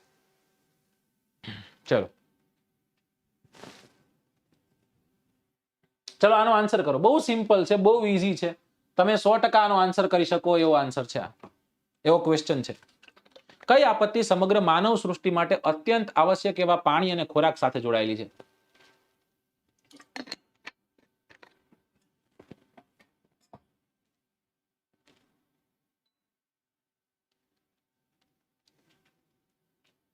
ઓકે, ચલો ત્યારે આન્સર કરી રહ્યા છે બધા ઓપ્શન ડી તરફ. એકદમ પુષ્કળ લોકો દુષ્કાળ તરફ જઈ રહ્યા છે, બરાબર. અને બહુ સાચી વાત છે દોસ્તો, ખબર પડી જાય. સમગ્ર આ કઈ આપત્તિ સમગ્ર જીવસૃષ્ટિ માટે અત્યંત આવશ્યક એવા પાણી, સાહેબ પાણી જ નથી, અને ખોરાક જે છે, ખોરાક પણ એ સમય દરમિયાન ન મળે તો એ દુષ્કાળની પરિસ્થિતિનું સર્જન થાય. અને દુષ્કાળ શબ્દ આવે એટલે આપણે ગુજરાતનો ઇતિહાસ યાદ આવે. ઘણા બધા તળાવો ખોદાણા, દુષ્કાળની પરિસ્થિતિનું સર્જન થાય. 56 દુષ્કાળ પડે છે, જગડુસા પોતાના ધન ભંડોળ ખુલ્લા મૂકે છે, રાઈટ. મિનળ દેવી પણ એક દુષ્કાળ દરમિયાન 2 તળાવોનું નિર્માણ કરે છે, રાઈટ. આ દુષ્કાળ શું છે? દુષ્કાળ પણ એક વિનાશકારી અને લાંબા સમય સુધી આમ જોઈએ તો કોઈ વિસ્તારમાં માઠી અસર કરતું એક કુદરતી આપત્તિ છે, રાઈટ. આ આપત્તિ શેની સાથે જોડાયેલી છે? જેટલા પણ જીવો છે ને, લગભગ બધા જીવો સાથે જોડાયેલી છે, રાઈટ. કારણ કે આ જીવસૃષ્ટિનું અસ્તિત્વ છે ને, એ અસ્તિત્વને જ ખતમ કરી દે ને એવી એક આપત્તિ છે. સાહેબ અસ્તિત્વ ખતમ કેમ કરે? તો કે અસ્તિત્વ માટે જે જરૂરી સૌથી મહત્વની વસ્તુ શું છે? તો કે પાણી. કદાચ તમે 2 દિવસ નહીં જમો ચાલશે, પણ 2 દિવસ પાણી વગર ચાલશે નહીં, રાઈટ. અને બીજી વસ્તુ છે ખોરાક, બરાબર ને. આ ખોરાક અને પાણી, આ 2 વસ્તુ અત્યંત જરૂરી છે જે તે જીવ માટે. અને એ જે તે જીવને જીવવા માટે જો આ 2 વસ્તુ જરૂરી હોય, એની તે અછત સર્જાય તો દોસ્તો, તો વ્યક્તિ મૃત્યુ પામતો હોય છે, ભૂખમરો આવતો હોય છે, લોકો જે છે લોકો મૃત્યુ પામતા હોય છે. હવે ભૂખમરાની આપણે વાત કરીએ દોસ્તો, તમને કદાચ ખબર હશે કે એક ગરીબી રેખા આવે અને એક ભૂખમરો આવે, બરાબર ને. એના જે ડેટા ચેક થતા હોય છે, એ ડેટા પ્રમાણે ભારત જ્યાં સુધી મને ખ્યાલ છે ત્યાં સુધી 107 કે 117 નંબર પર આ વખતે આવ્યો છે. હું તમને બધાને, આટલા બધા લોકો જોડાયેલા છો, બધા લોકોને હું તમને કહું, ઇઝ ઇટ પોસિબલ? આ પોસિબલ છે. તમારે તમારી રીતના મગજથી વિચારો કરી અને તમારે મને આન્સર દેવાનો છે કે તમે જે તે વિસ્તારમાં રહ્યો છો, એ જ વિસ્તારમાં તમે બધી જગ્યાએ ફરી લ્યો, રાઈટ. એવું ખરું કે ભારત આટલી દૂર હોઈ શકે? બને એવું? I don't think so. મને નથી લાગતું કે એવું હોઈ શકે, બરાબર. આ વાત મારે તમને લાઈવ કેવી હતી ને એટલા માટે દોસ્તો. આપણા કરતા મ્યાનમાર આગળ કઈ રીતના હોઈ શકે, રાઈટ. તખ્તા પલટ છે, કાંઈ વાંધો નહીં સાહેબ, કાંઈ વાંધો નહીં, ઇટ્સ ઓકે. શ્રીલંકા કઈ રીતના હોઈ શકે? તમને ખબર હશે ને, હમણાં ભારતે શ્રીલંકાને કરોડો રૂપિયાની સહાય કરી જીવન અસ્તિત્વ ટકાવી રાખવા માટે. સાહેબ આપણી આગળ બાંગ્લાદેશ કેમ હોઈ શકે? ઘણા લોકો શું કે ખબર કે સાહેબ ઈ તો છે ને શ્રીલંકા એટલા માટે શ્રીલંકાની વસ્તી ગીતતા અને ભારતની વસ્તી ગીતતા, શ્રીલંકાની વસ્તી ગીતતા 250 જેટલી છે, ભારતની વસ્તી ગીતતા 320 જેટલી છે. આપણે એક સર્ટન ડેટા લઈએ છીએ, બરાબર? ચલો અહીંયા તો ઠીક છે, તમને ખ્યાલ છે બાંગ્લાદેશની વસ્તી ગીતતા 450 કરતા 1100 જેટલી કંઈક છે, સૌથી વધુ વસ્તી ગીતતા ધરાવતો દેશ છે, રાઈટ? અને તમને ખબર હશે કે હમણાં તે બાંગ્લાદેશે વિશ્વની મોટી સંસ્થા પાસે લોન માંગી ને એમ કીધું કે ભાઈ તમે અમને આપો, નકર આ અમારું ભંડોળ ખતમ થશે તો અમારે ત્યાં બહુ મોટો ભૂખમરો સર્જાવાનો છે. દોસ્તો આપણી કરતા પાકિસ્તાન આગળ કેમ હોઈ શકે? બરાબર, પાકિસ્તાન આપણા કરતા આગળ કેમ હોઈ શકે કે જેના બજેટમાં 100 રૂપિયામાંથી 98 માંગેલા હોય છે, અને એ ભૂખમરામાં આપણા કરતા આગળ કેમ હોઈ શકે? આપણી કરતા ઓછો ભૂખમરો ત્યાં કેમ હોઈ શકે? સમજાય છે? તો ઘણા ડેટાઓ એવા છે કે જેમાં ભારતની છબી છે એ છબીને હેરાન કરવાનો પ્રયત્ન થતો હોય છે, રાઈટ? આ કઈ જગ્યાએ ક્યાંથી ડેટા કલેક્ટ કરે છે ને આપણને સમજાતું નથી, બરાબર?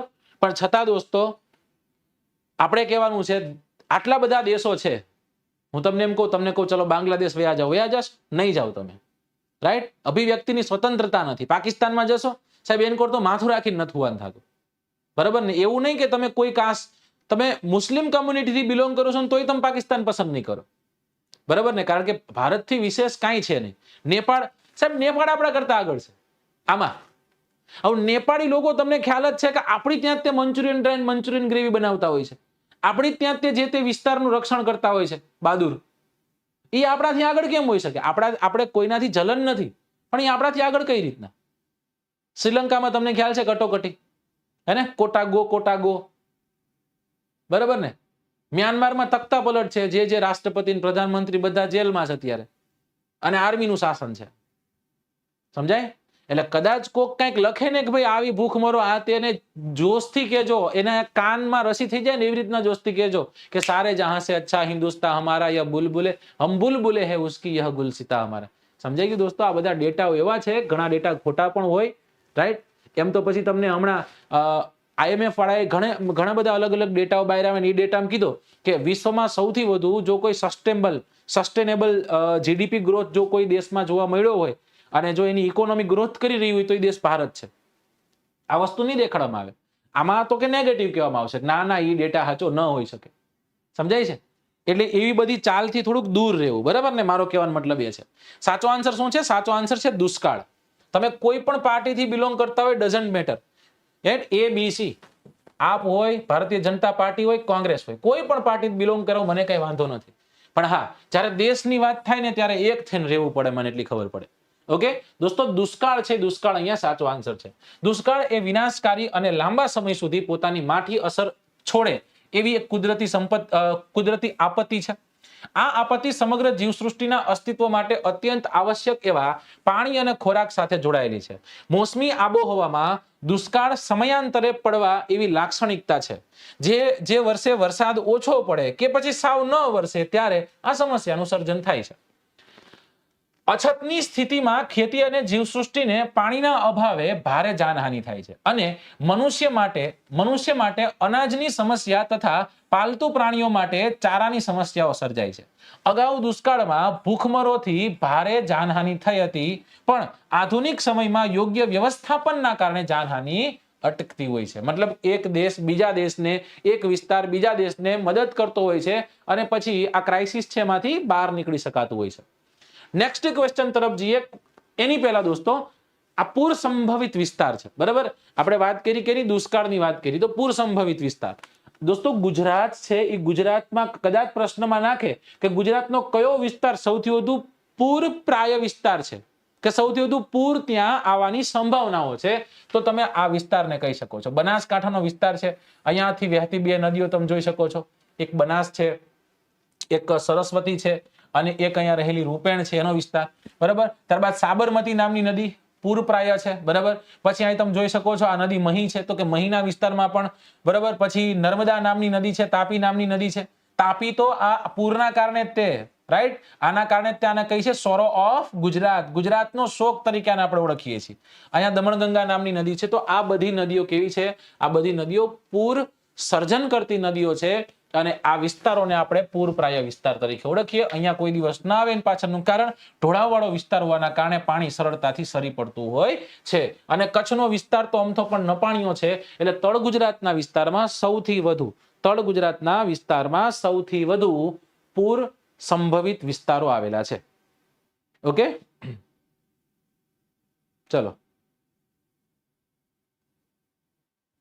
જો મેં તમને એટલું કીધું કેટલામાં નંબર પર છે તમે તમારી રીતના જોજો. રાઈટ? Okay, done. એક વખત તમે જોઈ લેજો, કાં પછી 107 હતું તો 120 આવ્યું, તમે તમારી રીતના ચેક કરી લેજો, મને યાદ નથી.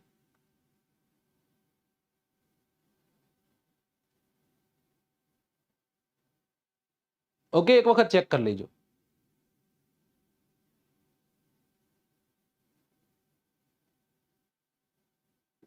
ચલો,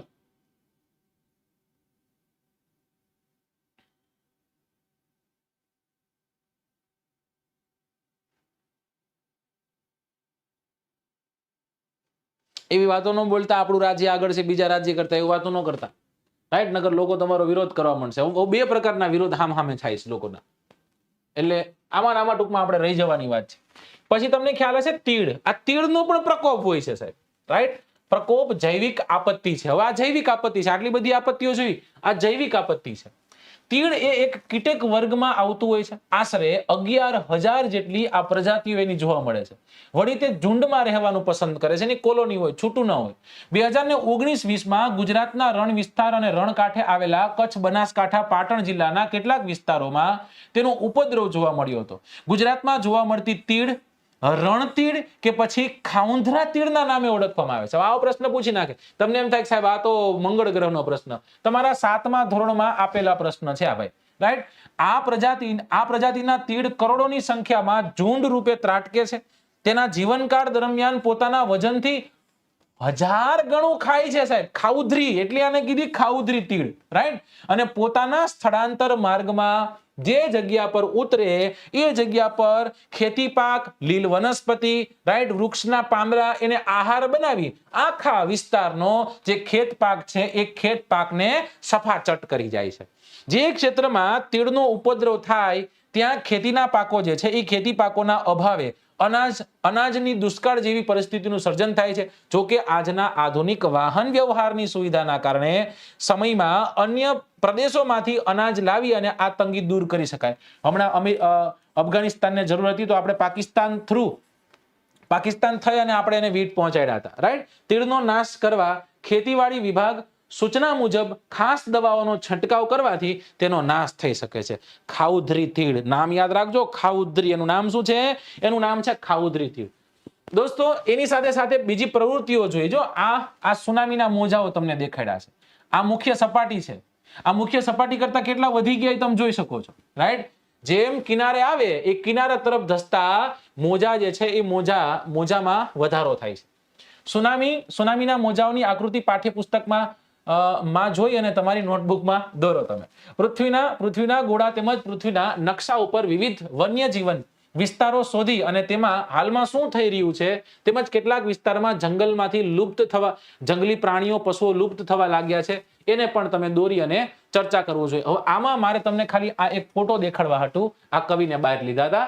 6થા નંબરના પ્રશ્ન તરફ આપણે ગતિ કરીએ. જૈવિક સંસાધનો કયા છે? જંગલ અને જમીન, જંગલો અને પ્રાણી અને જળ, અને જંગલ અને યંત્ર. ચલો,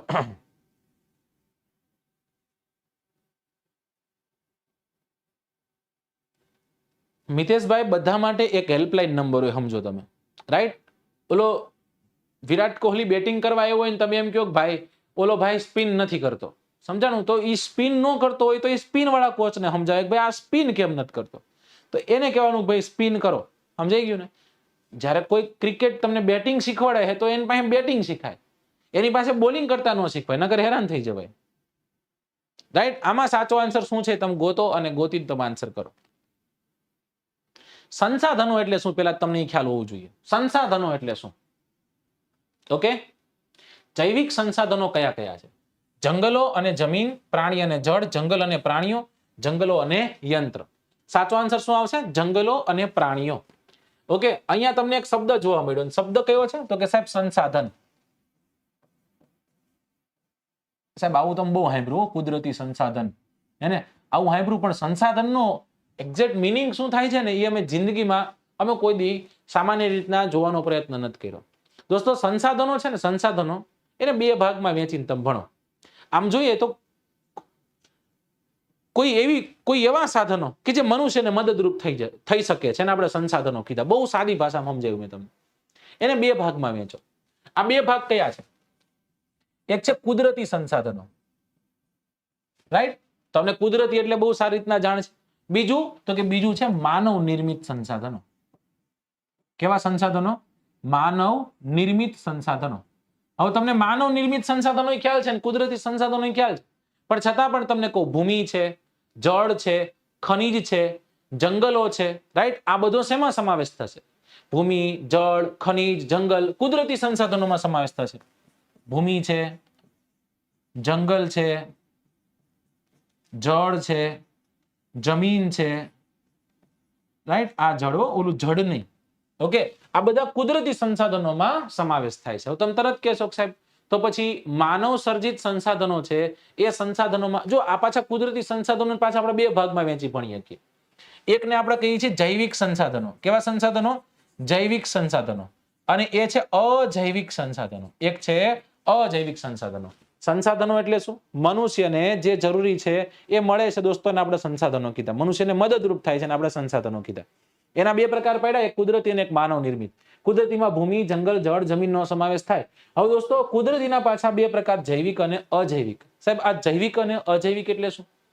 ભૂમિ, હવા, જળ, જમીન આ બધા અજૈવિક છે, રાઈટ? અજૈવિકમાં કયા કયા આવશે? ભૂમિ છે, હવા છે, જળ છે, બરાબર? પાણી છે, એ પાણીમાં જીવન શક્ય છે પણ પાણી જીવિત નથી. સમજાય છે આખી વાત, રાઈટ? જ્યારે અજૈવિક સંસાધનોની વાત કરી તો પછી જૈવિક સંસાધનોની પણ વાત કરો.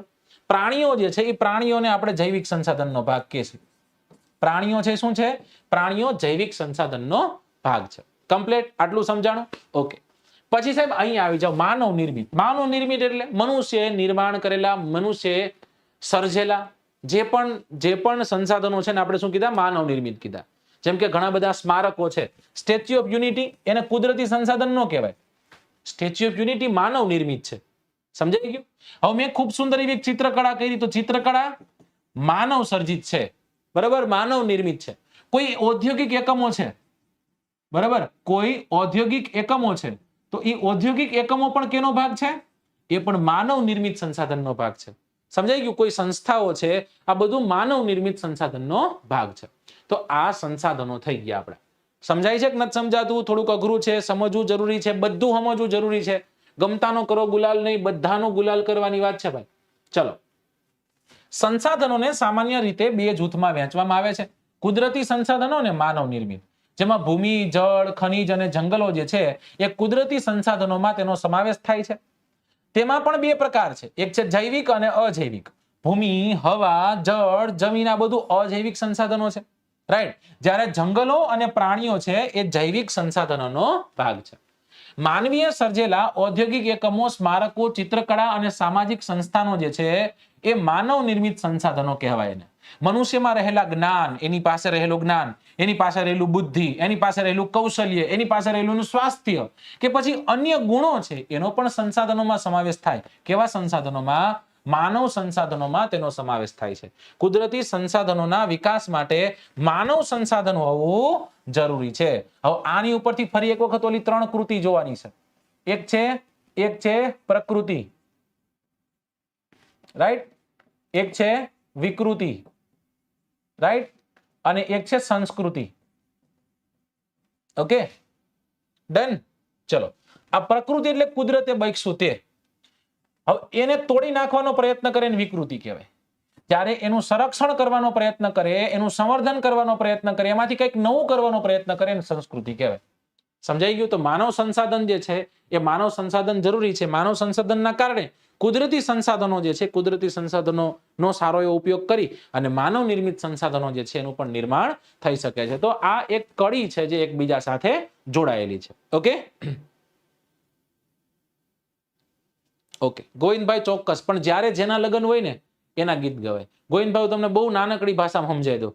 આહિરભાઈ, તમારા લગ્ન હોય ને બાજોડાના ગીત ગાઓ, બરાબર? ગોવિંદભાઈ લગ્ન હોય તો હું એમ કહું કે અમાર કુલદીપભાઈ વર રાજા સીમાડે ઉભા માણા રાજ.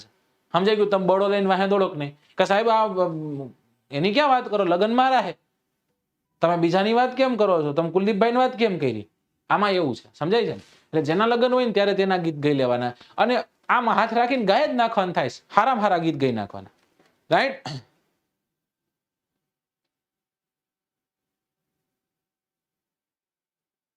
ચલો, ઓકે ઓકે અનિતાબેન, પાક્કું.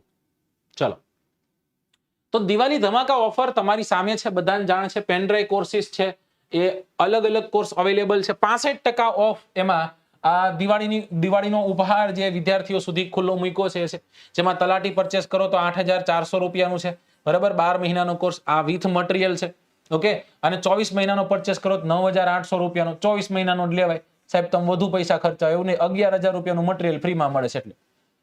અને આ કોર્સ તો ખરો જ તે.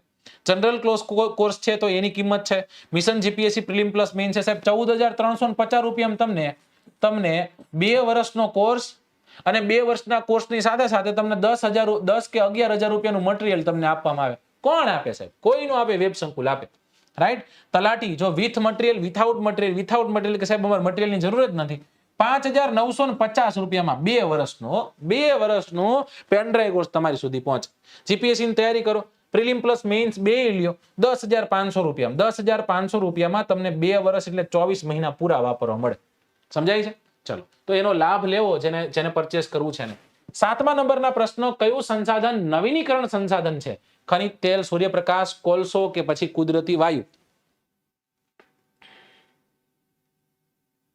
બ્લર થાય છે, ક્લિયર નથી દેખાતું, હું જોઈ લઉં.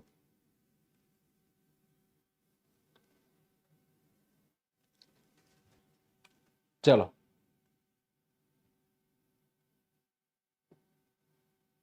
ભાઈ બ્લર કાઈ નથી થતું. આવું તો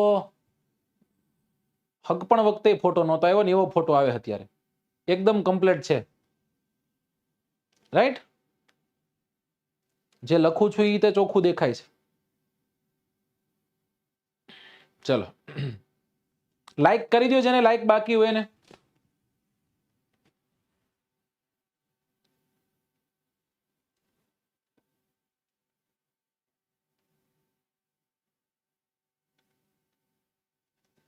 ચલો,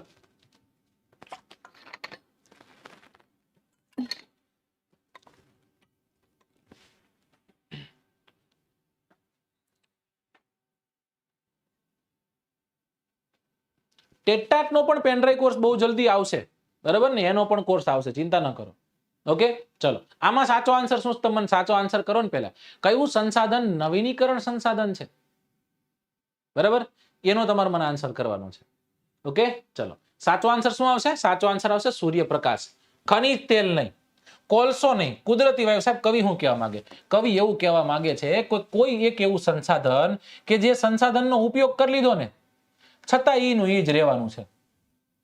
ક્યારે તમને એમ કીધું કે ભાઈ તમે એક કામ કરજો, સૂર્યપ્રકાશનો ઓછો ઉપયોગ કરજો? કારણ કે જો બધા એક હારે મળીને આપણે સૂર્યપ્રકાશનો ઉપયોગ કરશું તો સૂર્ય જે છે એ સૂર્ય ખતમ થઈ જશે.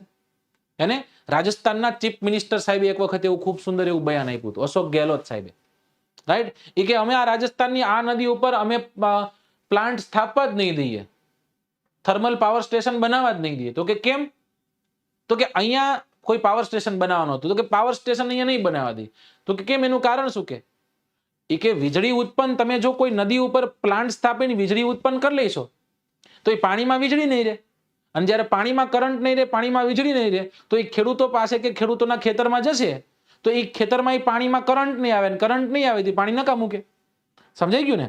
આમાં કંઈક એવું જ છે કે ખનિજ તેલ છે ને, ખનિજ તેલ એક વખત ખેંચી લીધું તો સાહેબ ગયું, કોલસો એક વખત ખેંચી લીધો એટલે ગયો, સૂર્યપ્રકાશ એક વખત ખેંચી લીધો તો ગયો નહીં, વારંવાર વરસવાનું છે, આવવાનું છે. કુદરતી વાયુમાં એવું જ છે. સમજાય છે હવે આખી વાત? ઓકે, ચલો. હા, પરંપરાગત અને બિન પરંપરાગત જે સ્ત્રોતો છે એની વાત છે. અહીંયા ખૂબ સુંદર રીતના જંગલ વિસ્તાર તમારી સમક્ષ આવી ગયો. સંસાધનોનું રક્ષણ એટલે કે સંસાધનોનો વિવેકપૂર્વક ઉપયોગ. કેટલાક સંસાધનો પોતાની મેળે તે ચોક્કસ સમયમાં હિસ્સાની પૂર્તિ કરે છે, એટલે ફરી એક વખત આવી જતા હોય છે, અથવા તે અખૂટ હોય છે. હે ને દોસ્તો, જ્યારે બ્રહ્માંડ ભણતા હશો ત્યારે તમે વાંચતા હશો કે સૂર્ય પ્રકાશ, સૂર્ય ઉર્જાનું એક અખૂટ સ્ત્રોત છે. ઓકે, જેને નવીનીકરણ સંસાધન તરીકે ઓળખવામાં આવે છે. જેમ કે જંગલો, સૂર્યપ્રકાશ એકવાર વપરાયા પછી પર પુનઃ ઉપયોગમાં લઈ શકાતા નથી કે પછી બનાવી શકાતા નથી.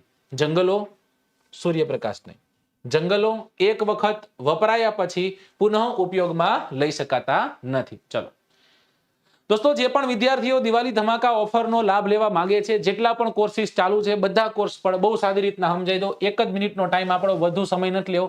વેબ સંકુલ એપ્લિકેશનને ડાઉનલોડ કરો.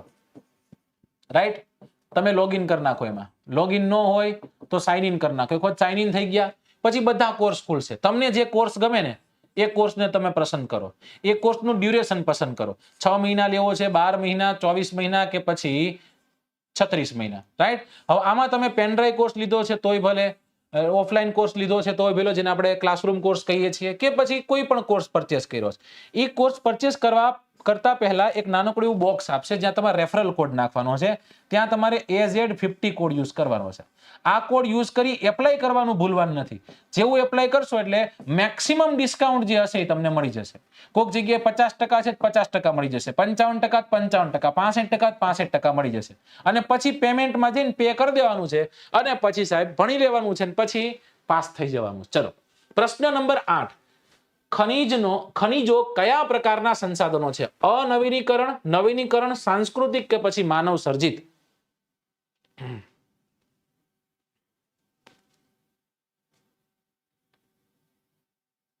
તમે ભણતા ત્યારે એ આવતું.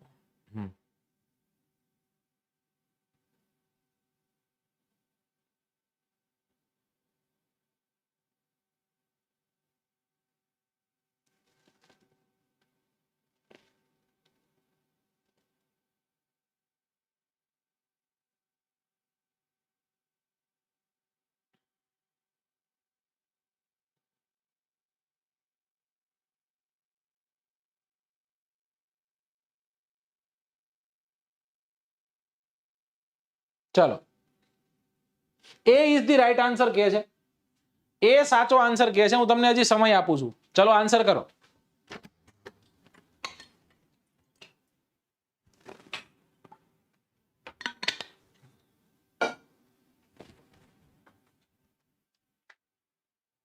ચલો ઓકે, લગભગ લોકો બધા સાચા છે. અનવીનીકરણ સંસાધનો કહીએ. ખનીજો જે છે કયા પ્રકારના સંસાધનો છે?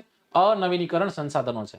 એક વખત એનો ઉપયોગ કરી લે છે તો પછી એનો ઉપયોગ જે છે ઉપયોગ થતો નથી.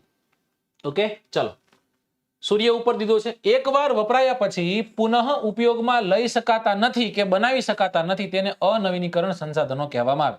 જેમ કે પેટ્રોલિયમ છે, ખનિજ કોલસો છે, કુદરતી વાયુ છે. આ એક્ઝામ્પલ્સ આપણે જ્યારે લાસ્ટ ક્વેશ્ચન જોયો એના ઓપ્શનમાં હતા. પ્રશ્ન નંબર 9. ભારતીય કૃષિ સંશોધન પરિષદ, જેને આપણે કહીએ છીએ ઇન્ડિયન ICMR, બરાબર, એના દ્વારા ભારતની જમીનને કેટલા પ્રકારમાં વહેંચવામાં આવેલી છે? 10, 4, 8 કે પછી 6?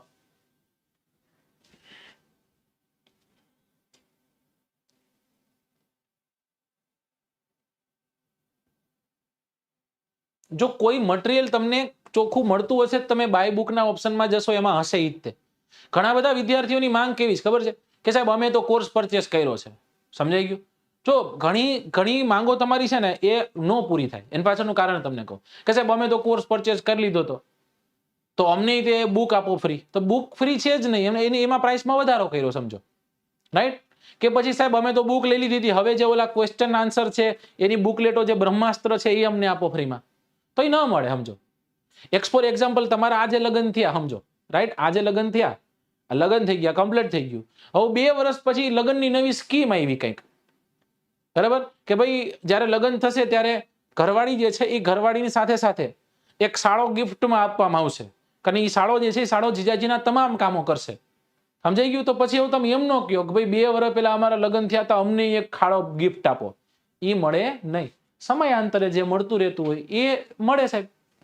ઓકે, ચલો, ઓકે. સાચો આન્સર શું છે? 8માં ઘડિયાળ મૂકો એમ કે છે, તો 8માં ઘડિયાળ મૂકી દીધું છે. Indian council of agricultural research, right, આના દ્વારા ભારતની જમીનને 8 ભાગોમાં વહેંચવામાં આવેલી છે. ગુજરાતની જમીન પૂછે તો 6 ભાગમાં છે, જ્યારે ભારતની જમીન પૂછે તો એ 8 ભાગમાં છે. બરાબર ને? આ 8 ભાગની જમીનો હું તમારી સામે મૂકી દઉં છું. જમીનના પ્રકારો.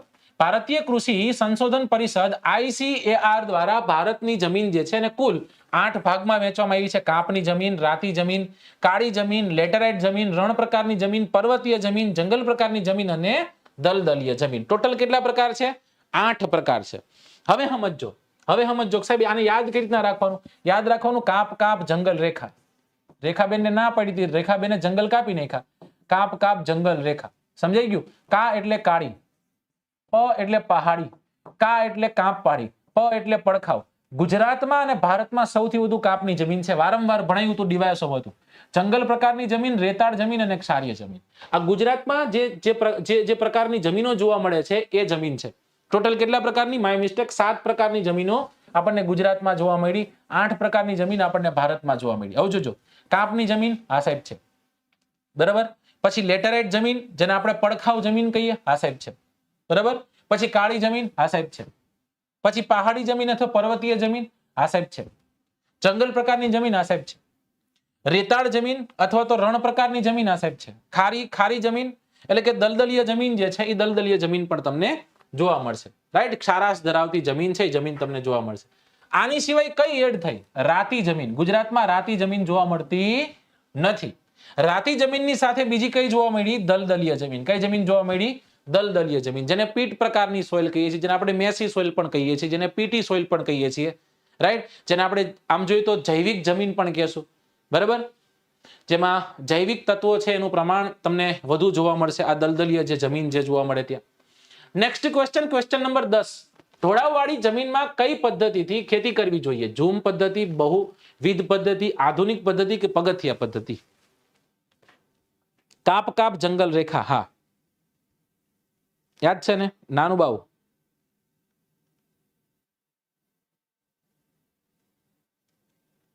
ચલો. ગુજરાતમાં 7 આવે પાર્થભાઈ, હા.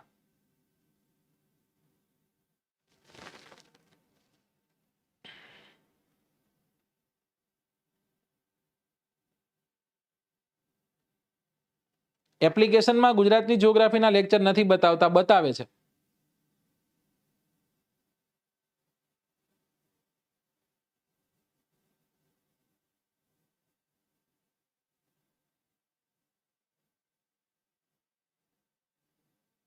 ચલો,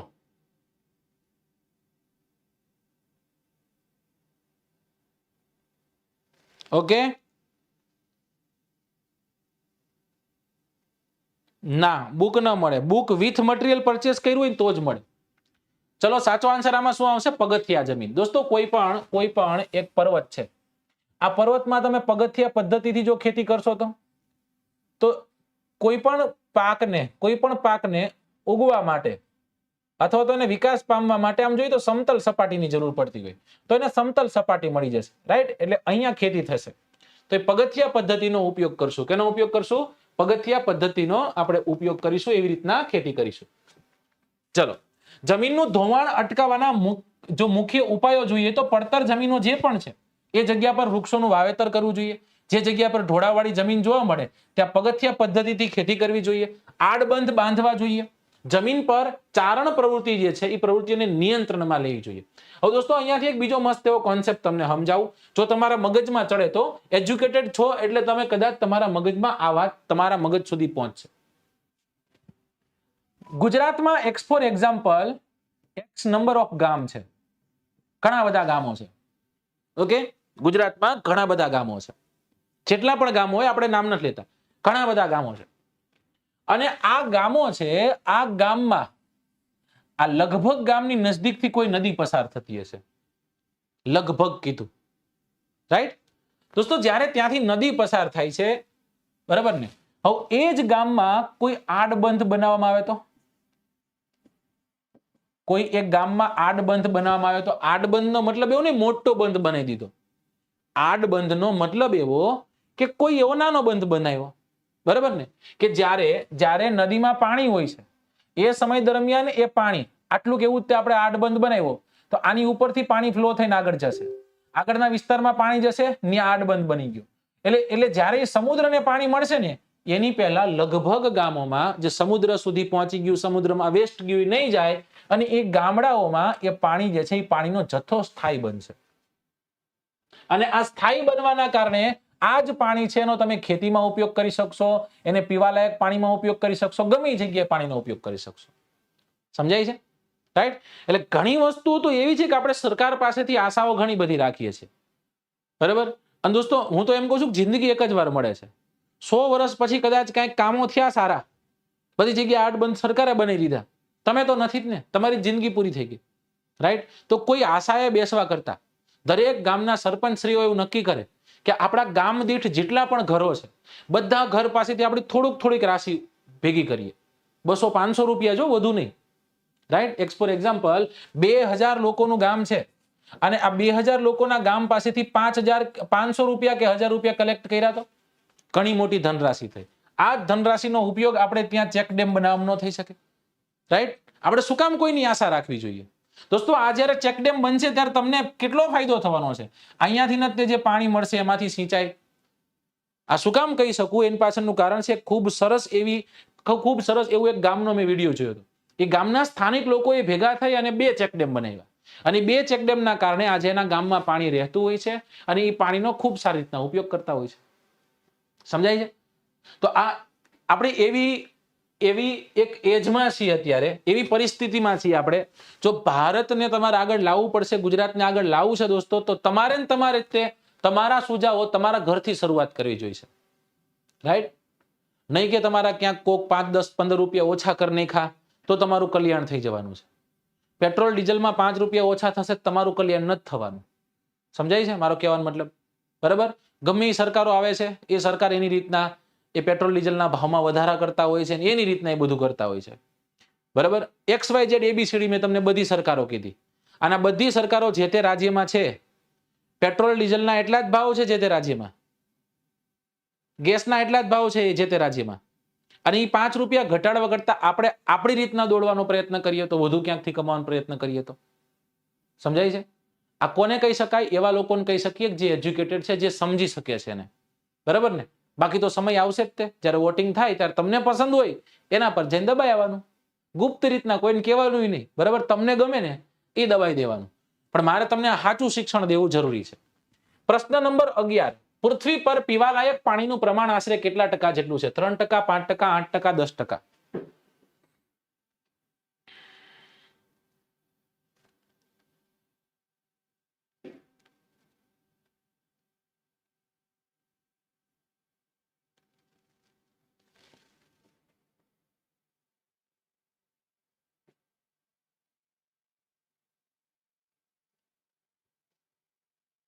જાડેજા જનકસિંહ, તમે શું કહેવા માંગો છો એ સમજાતું નથી. સરખી રીતના મને સમજાય ને એવી રીતના લખો કંઈક.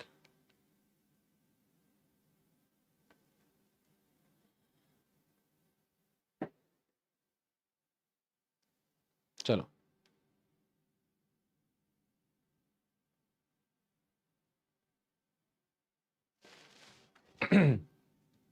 ઓકે. આમાં સાચો આન્સર શું આવશે? 3 ઉપર ઘડિયાળ મૂકી દો. તો ઘડિયાળ મૂકી દે ભાઈ. પૃથ્વી પર પીવાલાયક પાણીનું પ્રમાણ આશરે કેટલા ટકા જેટલું છે? પીવાલાયક પાણી કેટલું છે? તો કે 3% જ છે. બરાબર. બાકી બધું કેવું છે? તો કે લગભગ પાણી જે છે એ પાણી કેવું છે? સમુદ્રમાં છે. કેમાં છે દોસ્તો? સમુદ્રમાં છે. બરાબર. આ પીવાલાયક પાણી છે, પણ આ પીવાલાયક પાણીમાંથી તે પાછી બહુ નાનકડો એવો હિસ્સો એવો છે જે આપણને મળે છે. ઓકે. જળ સંસાધન. પૃથ્વી પર પીવાલાયક પાણીનું પ્રમાણ આશરે 3% જેટલું છે. પૃથ્વીનો 3જો ભાગ જળ વિસ્તાર ધરાવે છે. પાણી કુદરત થકી મળેલી એક અનમોલ ભેટ છે. જળ એ જીવનની પ્રાથમિક માનવની રોજબરોજની પ્રવૃત્તિઓ જેમ કે ઉદ્યોગો છે વગેરે વગેરેમાં એનો આપણે ઉપયોગ લેતા હોઈએ છીએ. ઓકે. તો જળ સંપત્તિ છે, જળ સંપત્તિને આપણે સાચવવી જોઈએ. રાઈટ. તો ઢોળાવાળી જમીન જોઈ, જળ સંસાધનોની વાત કરી, પાણી અને વાણી વિચારીને વાપરવાની વાત કરી. આમાં પણ ટેક્સ આવશે બહુ જલ્દી, એમાં પણ ટેક્સ આવવાનો છે. રાઈટ. એની પાછળનું કારણ જો ઘણી વસ્તુ એવી છે કે આપણે અત્યારે એમને એમ કીધું કે સાહેબ પેટ્રોલમાં કદાચ ભાવ નહીં ઘટાડે તો કેમાં ઘટાડશે? આપણે બેદરકારી હું તમે આપણે બધા કરીએ છીએ. આજે તમને ખ્યાલ છે કે પાણીનો જેટલો ઉપયોગ જોઈએ એના કરતા વધુ કરતા હોઈએ છીએ આપણે. બરાબર, 3 ડોલ પાણીથી નવાતું હોય, 4 ડોલ પાણી, 5 ડોલ પાણી નાતા હોય છે. એટલે સમજવું પડશે ક્યાંક ને ક્યાંક. બધી જગ્યાએ વિરોધ કરવા કરતા, હું મારા વિરોધની વાત કરું, મારી સામે આવવાની વાત કરું, બીજે કોઈ જગ્યાએ નહીં, બધી જગ્યાએ વિરોધ કરવા કરતા એક વખત આપણે સમજવું પણ પડશે કે આપણે ક્યાં ખોટા છીએ. રાઈટ? ઓકે, હું તો એમ કહું આ બધી વસ્તુને મૂકી આપણે ભણવામાં ધ્યાન દેવું જોઈએ. સાથે સાથે આ બધી જે સામાજિક સમસ્યાઓ છે એને તમારી રીતના તમારી નજરે જોવી જોઈએ. મેં મારો જે નજરિયો છે એ મેં તમને તમારી સમક્ષ મૂક્યું હતું. રાઈટ? પછી તમારે જોવાનું છે, કારણ કે ખુદનો ખુદદાર ખુદ જ છે. રાહત ઇન્દોરી સાહેબની એક બહુ સારી એવી રચના મારે તમારી સમક્ષ મૂકવી મને ગમે જ્યારે અત્યારે આ વાત જ નીકળી છે. તો શું કહે છે કે ન હમસફર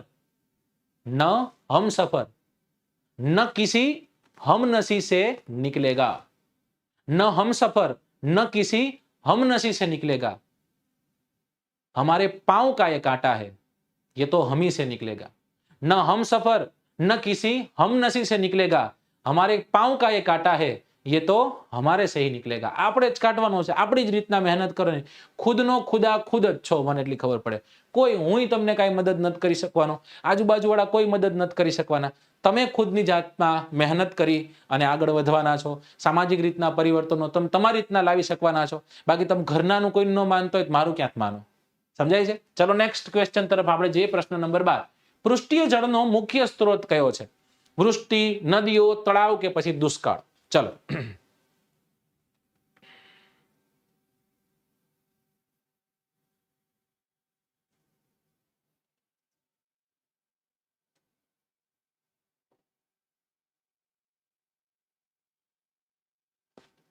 સાચી વાત છે, બહુ બહુ સાચી વાત છે. તમારી જીવન જરૂરિયાતની વસ્તુઓના ભાવ વધારે હોવા જોઈએ નહીં. રાઈટ? તો આનો એક પર્સનલ વિરોધ લઈને તમે જજો જે તે સરકાર સુધી. મને ક્યાં વાંધો છે ભાઈ? આ તો હું એક તમારો નજરિયો ચેન્જ કરવાનો પ્રયત્ન કરી રહ્યો છું કે સરકારનો તમે વિરોધ કરો એનો કોઈ વાંધો નથી, પણ મારો કહેવાનો મતલબ એમ છે કે ભાઈ ખુદમાં પણ ઘણા બધા પરિવર્તન જરૂરી છે. એ કરવા જોઈએ પહેલા, પછી વિરોધ કરવાના, દિલથી વિરોધ કરવાનો. જે કરો એ દિલથી કરો. પૃષ્ઠીય જળનો મુખ્ય સ્ત્રોત કયો છે? વૃષ્ટિ, તળાવ, નદીઓ કે પછી દુષ્કાળ?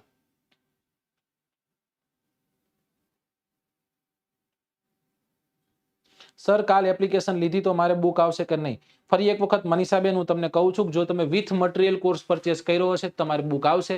વિથઆઉટ મટીરિયલ કોર્સ પરચેસ કર્યો હશે તો નહીં આવે. વિથ મટીરિયલનો પ્રાઇસ થોડોક વધુ હશે, વિથઆઉટ મટીરિયલનો પ્રાઇસ ઓછો હશે તો ખાલી કોર્સ મળશે, વધુ છે તો તમને બુક્સ પણ મળશે. ચલો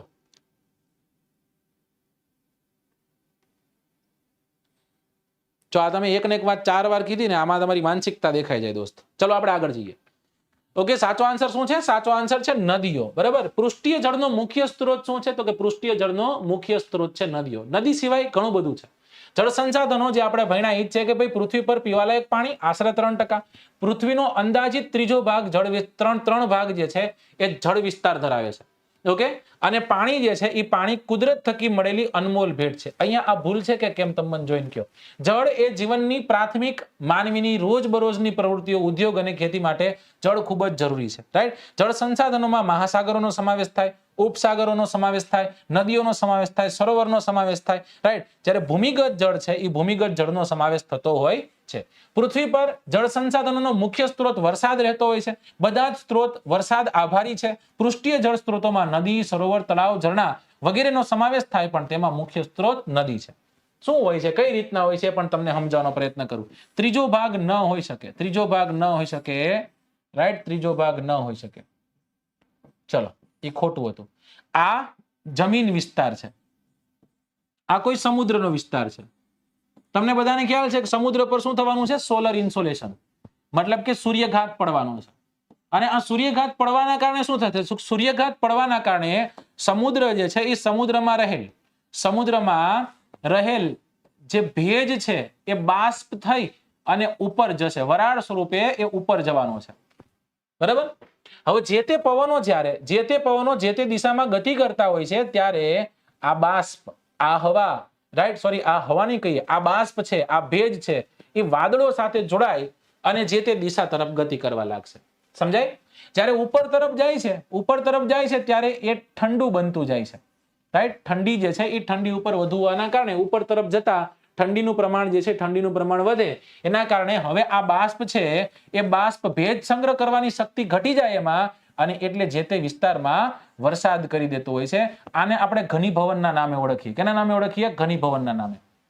હવે બને શું સાહેબ? આ જ ઘનીભવનમાંથી નદી છે, ઝરણાઓ છે, તળાવ છે, સરોવરો છે વગેરેમાં પાણી ગયું.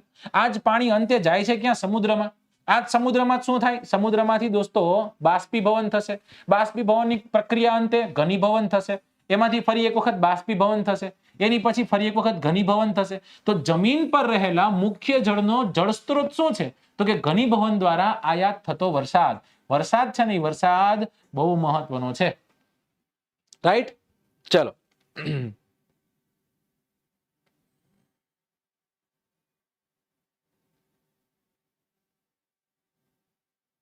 Very good. આ સવાલ જ નથી, બધાને ખ્યાલ છે, તમે હોશિયાર છો એટલા જ માટે મેં તમને કીધું.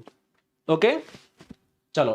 3 ભાગ જે છે, 3 ભાગમાં આખો સમુદ્ર વિસ્તાર છે. પૃથ્વી પર જળ સંસાધનોનો મુખ્ય સ્ત્રોત વરસાદ આપણે ભણી લીધું.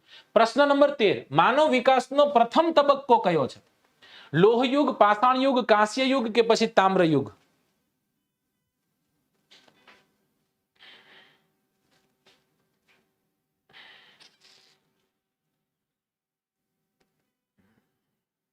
ભાગ્યશ્રી પરમાર એમ કહે છે સાચું છે. કઈ રીતના? ત્રીજા ભાગમાં જળ છે એવું કહે છે.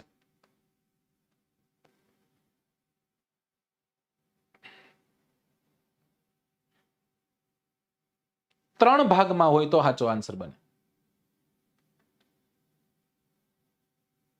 ચલો,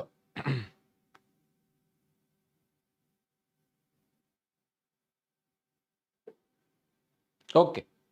સાચો આન્સર શું આવશે આમાં? લગભગ લોકો ઓપ્શન ડી સાથે જાય છે. બરાબર, ઓપ્શન ડી જે છે, ઓપ્શન ડી ને સાહેબ સાચો કરી દે એવું કે છે. અને સાચો આન્સર છે ઓપ્શન બી. માનવ વિકાસનો પ્રથમ તબક્કો કયો છે?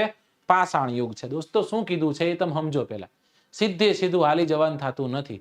વિકાસનો તબક્કો પૂછ્યો છે, રાઈટ? ત્યારે કયો આવશે? આજ આવશે.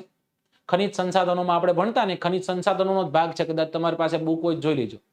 એમ કહે છે કે ભાઈ મનુષ્ય જ્યારે એના પ્રાથમિક તબક્કામાં હતો એ સમય દરમિયાન શિકારી જીવન જીવતો, બરાબર? અને પથ્થરો જે છે એ પથ્થરોમાંથી બનાવેલા ઓજારો છે એનો ઉપયોગ કરતો હતો, રાઈટ? અને એ ઓજારનો ઉપયોગ કરતો થઈ ગયો, રાઈટ? લિથા અને લિથિસ, રાઈટ? લિથાસ શબ્દ સાંભળ્યો હશે તમે. આ લિથાસનો મતલબ થાય પથ્થર. આનો મતલબ શું થાય? પથ્થર. એટલે તે તમે પેલિયોલિથિક એજ ને, મિઝોલિથિક એજ ને, નિયોલિથિક એજ ને, એમાં લિથિક શબ્દ તમે સાંભળતા હશો. મતલબ કે પથ્થર યુગની વાત છે. કેવા યુગની વાત છે? પાષાણ યુગની આપણે વાત કરી રહ્યા છે. તો માનવ સંસ્કૃતિના જો માનવ વિકાસના તબક્કાઓ જો જોઈએ દોસ્તો, તો ખનિજોના નામ ઉપરથી એના નામો પડેલા છે. જેમ કે પાષાણ યુગ છે, પછી તામ્ર યુગ છે, કાંસ્ય યુગ છે, પછી લોહ યુગ છે, અને આજનો જે યુગ છે એને આપણે આણ્વિક યુગ અથવા તો અણુયુગના નામે આપણે ઓળખીએ છીએ. તો અહીંયા સાચો આન્સર જે છે, સાચો આન્સર શું આવતો હતો? સાચો આન્સર બી આવતો હતો. ઓકે, ચલો. ખનિજ સંસાધનો. વર્ષો પહેલા માનવી શિકાર માટે પથ્થરોમાંથી બનાવેલા ઓજારોનો ઉપયોગ કરતો. દોસ્તો પથ્થરોની વાત કરી તો ગુફાઓની યાદ કરીએ, રાઈટ? કારણ કે આ ગુફા સ્થાપત્ય જ્યારે મેં તમને એમ નામ વાત કરી લીધી ત્યારે મેં તમને કીધું વિંધ્યાચલ પર્વતમાળા છે ને, એ વિંધ્યાચલ પર્વતમાળામાં ઘણી બધી ગુફાઓ છે. એ સમય દરમિયાન મેં તમને એક ગુફા સમજાવી હતી અને એ ભીમબેટકાની ગુફા હતી. ત્યાંથી આપણે બિહારમાં ગયા હતા અને બિહારમાં 2 ગુફા સમૂહની મેં તમને સમજાવ્યા હતા, યાદ હોય તો. એક છે બારાબારની ગુફાઓ અને એક છે નાગાર્જુનની ગુફાઓ. દોસ્તો બારાબારની ગુફાઓ જે છે એ તમારા ડીવાયએસઓના પેપરમાં પૂછાયું હતું, રાઈટ? ત્યાંથી આગળ છે. ઓજારોનો ઉપયોગ કરતો એટલે કે માનવી જે છે એ માનવીનો ખનિજ સાથેનો સંબંધ ખૂબ જ જૂનો છે, ગાઢ છે. માનવ સંસ્કૃતિમાં માનવ વિકાસના તબક્કા ખનિજોના નામ પરથી પડ્યા છે. પાષાણ યુગ, તામ્ર યુગ, કાંસ્ય યુગ, લોહ યુગ, વર્તમાન સમયને અણુયુગ તરીકે ઓળખીએ છીએ. ઔદ્યોગિક ક્રાંતિ પછી ખનિજોનું મહત્વ અનેક ગણું વધી ગયું છે. ભારત પાસે પૂરતા પ્રમાણમાં ખનિજ સંપત્તિ હોવાથી વિશ્વના દેશો સાથે કદમથી કદમ મિલાવી અને આગળ વધી રહ્યું છે. દોસ્તો જે વિદ્યાર્થીઓ ક્લાસરૂમમાં પહોંચી શકતા નથી પણ ક્લાસરૂમ જેવી ફિલિંગ લેવા માંગે છે, એવો કોઈ કોર્સ પરચેસ કરવા માંગે છો, એવા જ વિદ્યાર્થીઓ માટે ક્લાસરૂમ કોર્સ આપણે લોન્ચ કરેલો છે, રાઈટ? હેપી દિવાળી કોડ છે. આ કોડ તમે ઉપયોગ કરશો. ઓફર 21 ઓક્ટોબર સુધી ચાલુ છે. આમાં તમે AZ50 કોડ પણ યુઝ કરી શકશો.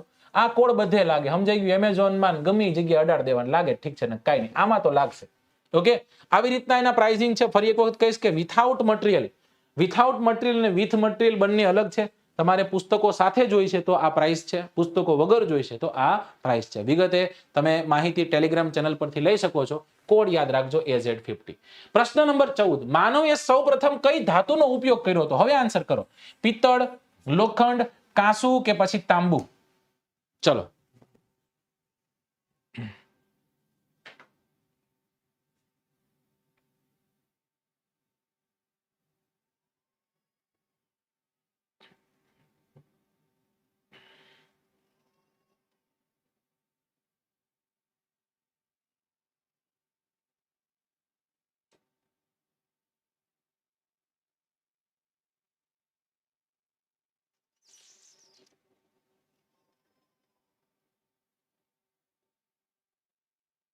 યસ, પણ એ ગુફાઓ છે ને એ આજીવિક સંપ્રદાયને ડેડિકેટેડ હતી. એટલે લોકો ભૂલ શું કરે, આજીવિક સંપ્રદાયને કોણ માનતો હતો? તો કે આજીવિક સંપ્રદાયને બિંદુસાર માનતો, એટલે લોકોને એમ થાય કે બિંદુસારે બનાવી હશે. ઓકે, પણ એ ખોટું છે.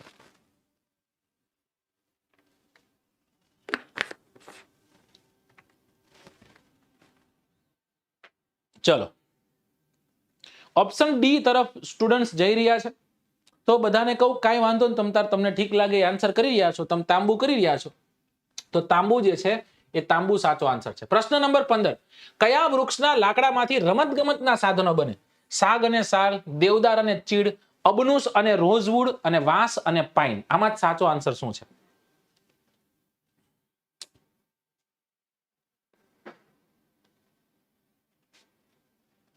ચલો,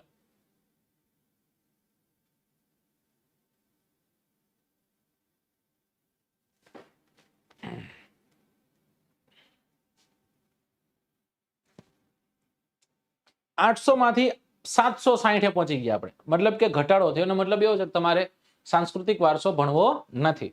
તો હું પણ રજાનો માહોલ માણીશ, રાઈટ? રજા જે છે, રજાનો આનંદ હું પણ ભરપૂર લઈશ, કારણ કે જે કર્યું એ ભરપૂર કરીએ.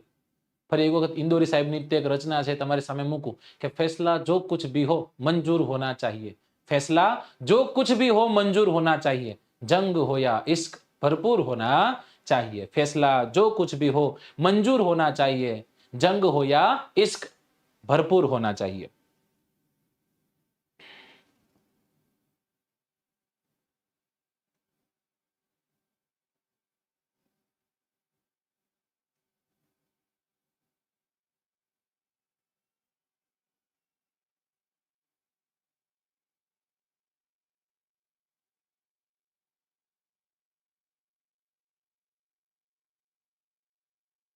ચલો, ઓકે સાહેબ, તો દેવદાર અને ચીડ છે ને એની તરફ હું વહી જાઉં છું. એને હું, તમે બધા સાથે કયો છો તો હું હા કહું છું, બરાબર? તમે કયો છો તો હું તમને હા કહું છું. તમે લોકો સાચા છો, રાઈટ? નીકળી ને? ગઝલો જે છે એ ગઝલો મેં તમને કીધી હતી, હું તમને ગઝલો કહીશ. તમે કદાચ વિવેક ટાંક સાહેબને ઓળખતા હશો, ઘણા બધા વિદ્યાર્થીઓ ઓળખતા હશે. એને એક બહુ મસ્ત એવી રચના લખી, મને ગમે છે, કે વિવેક મરીજ થઈ રહ્યો છે, જરા ધ્યાન રાખજો. વિવેક મરીજ થઈ રહ્યો છે, જરા ધ્યાન રાખજો. મરીજ સાહેબને કદાચ પસંદ કરતા હશે, રાઈટ? ગઝલના આ શેરનું જરા માન રાખજો. વિવેક મરીજ થઈ રહ્યો છે, જરા ધ્યાન રાખજો. ગઝલના આ શેરનું જરા માન રાખજો. એ જાગી પડ્યો તો શબ્દ ઉતરશે મૌનમાંથી. એ જાગી પડ્યો તો શબ્દ ઉતરશે મૌનમાંથી. પથારી પાસે કલમ સાથે જરા પાન રાખજો. પથારી પાસે કલમ સાથે જરા પાન રાખજો. એ તો ઊંઘમાં પણ બોલી ઉઠે છે કવિતાઓ. એ તો ઊંઘમાં પણ બોલી ઉઠે છે કવિતાઓ. આ કાચી દિવાલો પર જરા કાન રાખજો. એ ફૂટી નીકળશે બીજમાંથી છોડની જેમ. ખાલી તમે બસ તમારું જરા ભાન રાખજો. એ તો જીવે, એ તો જીવે પણ છે રોજ અને મરે પણ છે. એ તો જીવે પણ છે રોજ અને મરે પણ છે રોજ. એના હોવાનું આજ જરા સન્માન રાખજો. વિવેક મરી જ થઈ રહ્યો છે, જરા ધ્યાન રાખજો. ગઝલના આ શેરનું જરા માન રાખજો, એ જાગી પડ્યો તો શબ્દ ઉતરશે મૌનમાંથી, પથારી પાસે કલમ, પથારી પાસે કલમ સાથે જરા પાન રાખજો, એ તો ઊંઘમાં પણ બોલી ઉઠે છે કવિતાઓ, આ કાચી દિવાલો પર જરા કાન રાખજો, એ ફૂટી નીકળશે બીજમાંથી છોડની જેમ, ખાલી તમે બસ તમારું ભાન રાખજો. ઓકે, ખૂબ સુંદર એવી લખેલી રચનાઓ છે. મેં તમને કીધી એક બે રચના તમને કહીશ તો યાદ આવી સાહેબની રચના, મને ગમતી છે. રાઈટ, ગઝલોનું મહત્વ છે, એવી રીતના જંગલોનું પણ મહત્વ છે. જંગલો આપણને અનેક રીતના ઉપયોગી બને છે. જંગલમાંથી સાગ મળે, રાઈટ, એ સાગના લાકડામાંથી એને ઇમારતી લાકડું કહીએ છીએ, એમાંથી તમને ખ્યાલ છે કે ઘણી રીતના એ ઇમારતી લાકડું આપણને મદદરૂપ થતું હોય છે. ઘરનું ફર્નિચર જે છે એ બનાવવામાં મદદરૂપ થતું હોય છે. દેવદાર ચીડના લાકડામાંથી રમત ગમતના સાધનો બનતા હોય છે. વાંસમાંથી ટોપલા, ટોપલી, કાગળ, રેયોન વગેરે બનતા હોય છે. જંગલમાંથી એની અન્ય જે આડ પેદાશો છે, એમાં લાખ છે, ગુંદર છે, મધ છે, ઔષધિઓ છે, એ પણ આપણને મળે છે. જંગલમાં રહેતી પ્રજાતિઓ જે છે એની આજીવિકા જે તે જંગલ છે. ઓકે, તો જંગલનું જતન કરવું જરૂરી છે. જંગલની જ્યારે વાત કરી છે ત્યારે ભારતમાં રહેલા જંગલો છે એ જંગલોને પણ આપણે સમજવા જોઈએ. રાઈટ, ભારતમાં રહેલા જંગલો છે, જંગલોને પણ આપણે સમજવા જોઈએ. સૌથી પહેલા ભારતમાં જોવા મળતા જંગલોમાં ઉષ્ણકટિબંધીય લીલા જંગલો, જેને આપણે નિત્ય લીલા જંગલો પણ કહેશું. કેવા જંગલો કહેશું? ઉષ્ણકટિબંધીય નિત્ય લીલા જંગલો. ઓકે, જે ક્યાં જોવા મળે છે? જે આપણને જોવા મળે છે આંદામાન નિકોબારનો વિસ્તાર છે, પછી પશ્ચિમ ઘાટના પશ્ચિમ તરફનો જે વિસ્તાર છે, એ બધા વિસ્તારોમાં આપણને આ પ્રકારના જંગલો જોવા મળતા હોય છે. ઓકે, તો ઉષ્ણકટિબંધીય નિત્ય લીલા જંગલો છે, પછી ઉષ્ણકટિબંધીય પાનખર જંગલો છે. કેવા જંગલો છે? ઉષ્ણકટિબંધીય પાનખર જંગલો છે. બરાબર, આમાં ઉષ્ણકટિબંધીય ભેજવાળા પાનખર જંગલો પણ હોય. રાઈટ, અને ઉષ્ણકટિબંધીય સૂકા પાનખર જંગલો પણ હોય. કેવા જંગલો? ઉષ્ણકટિબંધીય સૂકા પાનખર જંગલો પણ હોય. દોસ્તો, ભારતના ઘણા ખરા વિસ્તારમાં આપણને જાડી ઝાંખરા વાળા જંગલો પણ જોવા મળે છે. કેવા જંગલો મળે છે? જાડી ઝાંખરા વાળા જંગલો પણ આપણને જોવા મળે છે. જ્યારે તમે હિમાલય તરફ જાઓ તો ત્યાં તમને શંકુદ્રમ વનસ્પતિ જોવા મળે. કઈ વનસ્પતિ જોવા મળે દોસ્તો? શંકુદ્રમ વનસ્પતિ જોવા મળે. કદાચ એ મેપથી દર્શાવવાનો પ્રયત્ન કર્યો હોય તો લેહ લદ્દાખ, જમ્મુ કાશ્મીરનો વિસ્તાર, હિમાલયનો વિસ્તાર, એ વિસ્તારમાં આપણને શંકુદ્રમ જંગલો જોવા મળે. રાઈટ, ત્યાં જે બનતી જે વનસ્પતિ છે એ વનસ્પતિનો આકાર કંઈક આવો હોય છે.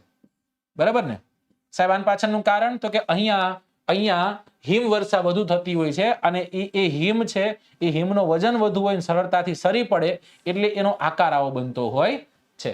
ઓકે, તો ભારત અને ગુજરાતમાં સૌથી વધુ કયા પ્રકારના જંગલો જોવા મળે? તો ઉષ્ણકટિબંધીય એક છે નિત્ય લીલા જંગલો, જે માત્ર આંદામાન નિકોબારના વિસ્તારમાં જોવા મળે. એની પછીનો જે પાર્ટ આપણે જોયો એ ભારત અને ગુજરાતમાં સૌથી વધુ જોવા મળે, જેને આપણે કહીએ છીએ પાનખર જંગલો. કેવા? પાનખર જંગલો. ચલો, ક્વેશ્ચન નંબર 16. ઉત્તર પૂર્વીય પર્વતીય ક્ષેત્રમાં જંગલોનું પ્રમાણ કેટલા ટકાથી વધુ હોય છે? 40%, 80%, 60% કે 28%? આપણી જે જંગલ નીતિ તૈયાર થઈ એના અંતર્ગત પણ ક્યાંક નક્કી થયું છે. હજી એક પ્રકાર છે અને એને આપણે કહીએ છીએ મેંગ્રુવ્સના જંગલો. રાઈટ, ક્યારેક સમય મળે તમને ખાલી જંગલ જ તે સમજાવીશ, મજા આવે એવું છે. જંગલ સંપત્તિ પણ સમજવા જેવી છે. બરાબર, સૌથી વધુ તમને એમ પ્રશ્ન પૂછે, સૌથી વધુ ગીચ ગાઢ જંગલો ક્યાં જોવા મળે? આંદામાન નિકોબારમાં. એની પછી રાજ્યમાં પૂછે તો મિઝોરમ છે, મણિપુર છે, ત્રિપુરા છે, અરુણાચલ પ્રદેશ છે. બરાબર, આ વિસ્તારોમાં આપણને સારા એવા ગાઢ જંગલો જોવા મળે. ઉત્તર પૂર્વના જે વિસ્તારો છે એ વિસ્તારોમાં કેટલા ટકા જેટલું જંગલોનું પ્રમાણ છે? આમાં સાચો આન્સર 60% છે. કેટલું છે? 60%. ભારતમાં જંગલોનું પ્રમાણ જે છે ખૂબ ઓછું છે. આપણે જેટલું નક્કી કર્યું 33% જેટલું, 33.33% જેટલું જંગલોનું પ્રમાણ હોવું જોઈએ એવું આપણે નિર્ધારિત કર્યું જે તે રાજ્યમાં. બરાબર, બધા રાજ્યમાં. અને કેલ્ક્યુલેશન કરીએ તો આના કરતા તો વધુ હોવું જોઈએ. જ્યારે આપણે અત્યારે 23% જેટલું આપણે જંગલોનું પ્રમાણ જોઈએ છે. ગુજરાતમાં તો સાવ ઓછું છે. સૌથી વધુ જંગલ આંદામાન નિકોબાર દ્વીપ સમૂહ તેમજ મિઝોરમ છે, મણિપુર છે, ત્રિપુરા, અરુણાચલ પ્રદેશમાં જોવા મળે. ઉત્તર પૂર્વના પર્વતીય ક્ષેત્રોમાં જંગલોનું પ્રમાણ 60% વધુ છે. રાઈટ, ગુજરાતમાં તેના કુલ ક્ષેત્રમાં સ્ટેટ ફોરેસ્ટ રિપોર્ટ 2017-18 દ્વારા જે રિપોર્ટ બહાર પાડ્યો એ પ્રમાણે 11.18% જેટલું જંગલોનું પ્રમાણ છે. અરે રે રે રે, ભારતની રાષ્ટ્રીય વન નીતિ અનુસાર કેટલા ટકા જેટલા વિસ્તારમાં જંગલ હોવા જોઈએ? ફૂટી ગયેલો, કારણ કે હમણાં પણ મેં તમને કહી દીધું અને અહીંયા પણ આવી ગયો છે તમારી સમક્ષ. આપણી જ્યારે રાષ્ટ્રીય વન નીતિ નિર્ધારિત થઈ ત્યારે નક્કી કરવામાં આવ્યું કે કુલ ભૂમિના 33% કરતા વધુમાં જંગલો હોવા જોઈએ. અને ભારતમાં કેટલું તો કે 23% જેટલું આજે જંગલોનું પ્રમાણ છે. દોસ્તો ભારતમાં અને ગુજરાતમાં બંનેમાં જંગલના પ્રમાણમાં વધારો થઈ રહ્યો છે. આ વાતને પણ આપણે નોંધવાનું છે, કારણ કે જે લેટેસ્ટ ડેટા એવા એ ડેટા પ્રમાણે ભારતના જંગલોમાં વધારો થઈ રહ્યો છે. પર્સન્ટેજની દ્રષ્ટિએ જોઈએ તો સારો વધારો થઈ રહ્યો છે. એટલો બધો સારો નહીં કહીએ, પણ વધારો થઈ રહ્યો છે. વિશ્વ વન દિવસ ક્યારે ઉજવવામાં આવે? 20 ક્વેશ્ચન લેશું, પછી આજે આપણે છૂટા પડીશું, કારણ કે આજે હવે એટલી બધી નથી મજા આવતી જેટલી મજા આવી હતી સ્ટાર્ટિંગમાં. અને મારો એક નિયમ છે કે જ્યારે મજા મને ન આવે ત્યારે હું એ લેક્ચરને બહુ જલ્દી ક્લોઝ કરી દેતો હોય છે, બરાબર. બાકી તમારા માટે 30 ક્વેશ્ચન લઈ આવ્યો તો આજે આપણે 20 કરીએ. વિશ્વ વન દિવસ ક્યારે ઉજવવામાં આવે છે? જે પણ મેં ડેટા આપ્યો એ 17-18 નો ડેટા, અને 17-18 નો ડેટા તમારી GCRT પ્રમાણેનો આપેલો છે. સમજાઈ ગયો? એટલે એ ખાસ ધ્યાન રાખો. પછી એમ ન કહેતા સાહેબ અહીંયા આવે ને અહીંયા ઓલું આવે. GCRT નો જે ડેટા છે ને એ ડેટા આપ્યો છે. જંગલ સાથે જોડાયેલા દિવસો યાદ રાખવાના છે. વિવિધ ઉજવણીઓ છે. તમે તમારું પુસ્તક ઓપન કરશો તેમાં દીધેલું જ છે. ઓકે, વિશ્વ વન દિવસ ક્યારે છે એવો પ્રશ્ન પૂછ્યો છે.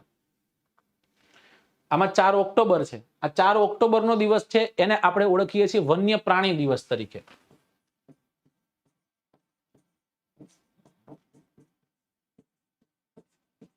કયો દિવસ છે? વન્ય પ્રાણી દિવસ. 4 ઓક્ટોબર.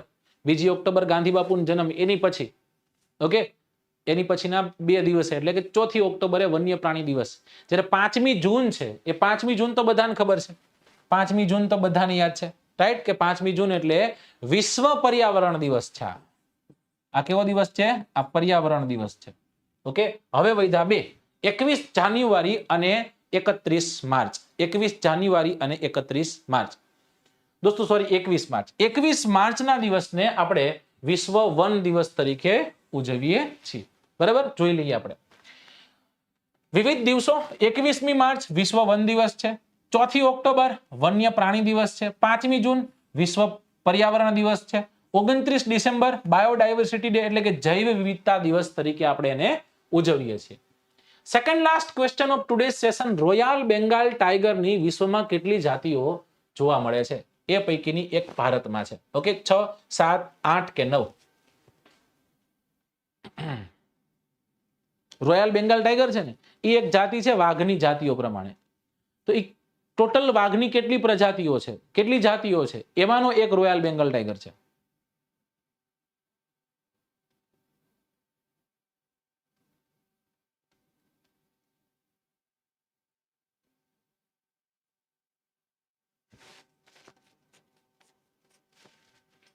ચલો જલ્દી જલ્દી જલ્દી, જસ્ટ સેકન્ડ.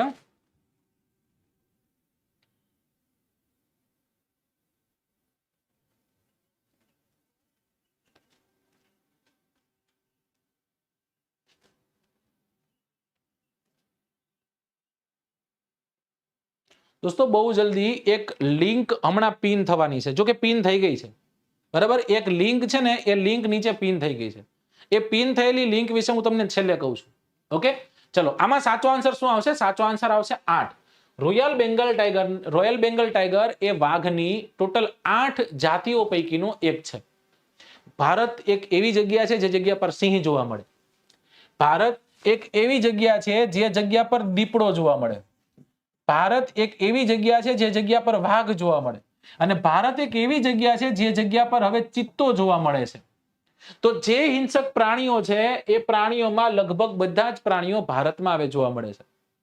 જ્યારે ભારતના ગુજરાત નામના રાજ્યમાં એમાં ગીરના ખોળે ડલ્લામથ્થો, જેને વનનો રાજા કહીએ છીએ, એવો સિંહ જે છે એ સિંહનું અસ્તિત્વ ત્યાં છે. જ્યારે તમે પશ્ચિમ બંગાળ જાઓ, મધ્યપ્રદેશ જાઓ, મહારાષ્ટ્ર જાઓ વગેરે વિસ્તારમાં તમને સૌથી વધુ વાઘ જે છે વાઘની વસ્તી જોવા મળશે. વાઘની વસ્તીને કદાચ આપણે અલગ ભાગમાં વહેંચીને ભણવાનો પ્રયત્ન કરીએ તો આ પશ્ચિમ ઘાટનો વિસ્તાર છે ત્યાં સૌથી વધુ વાઘનું પ્રમાણ છે. સૌથી વધુ વાઘ, 40% કરતા વધુ વાઘ આ તમને આ પશ્ચિમ ઘાટના વિસ્તારોમાં જોવા મળશે. પછી હિમાલયની દક્ષિણે આ શિવાલિક છે, શિવાલિકની દક્ષિણે આવેલા જે ગાઢ જંગલો છે ત્યાં વાઘ તમને ફરી એક વખત જોવા મળશે.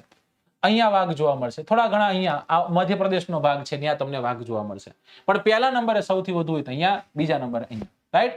ઓકે, એમ પૂછે કે સૌથી વધુ વાઘો ક્યાં જોવા મળશે? બે રાજ્ય છે, એક છે એમપી અને એક છે કર્ણાટકા.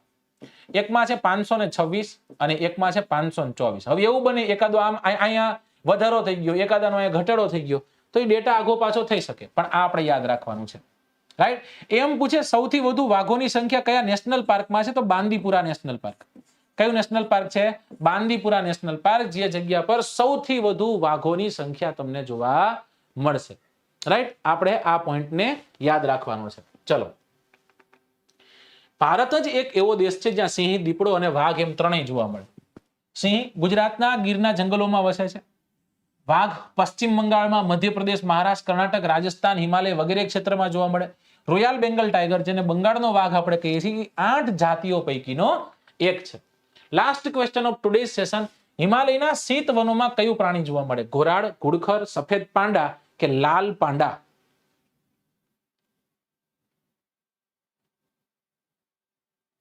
ચલો,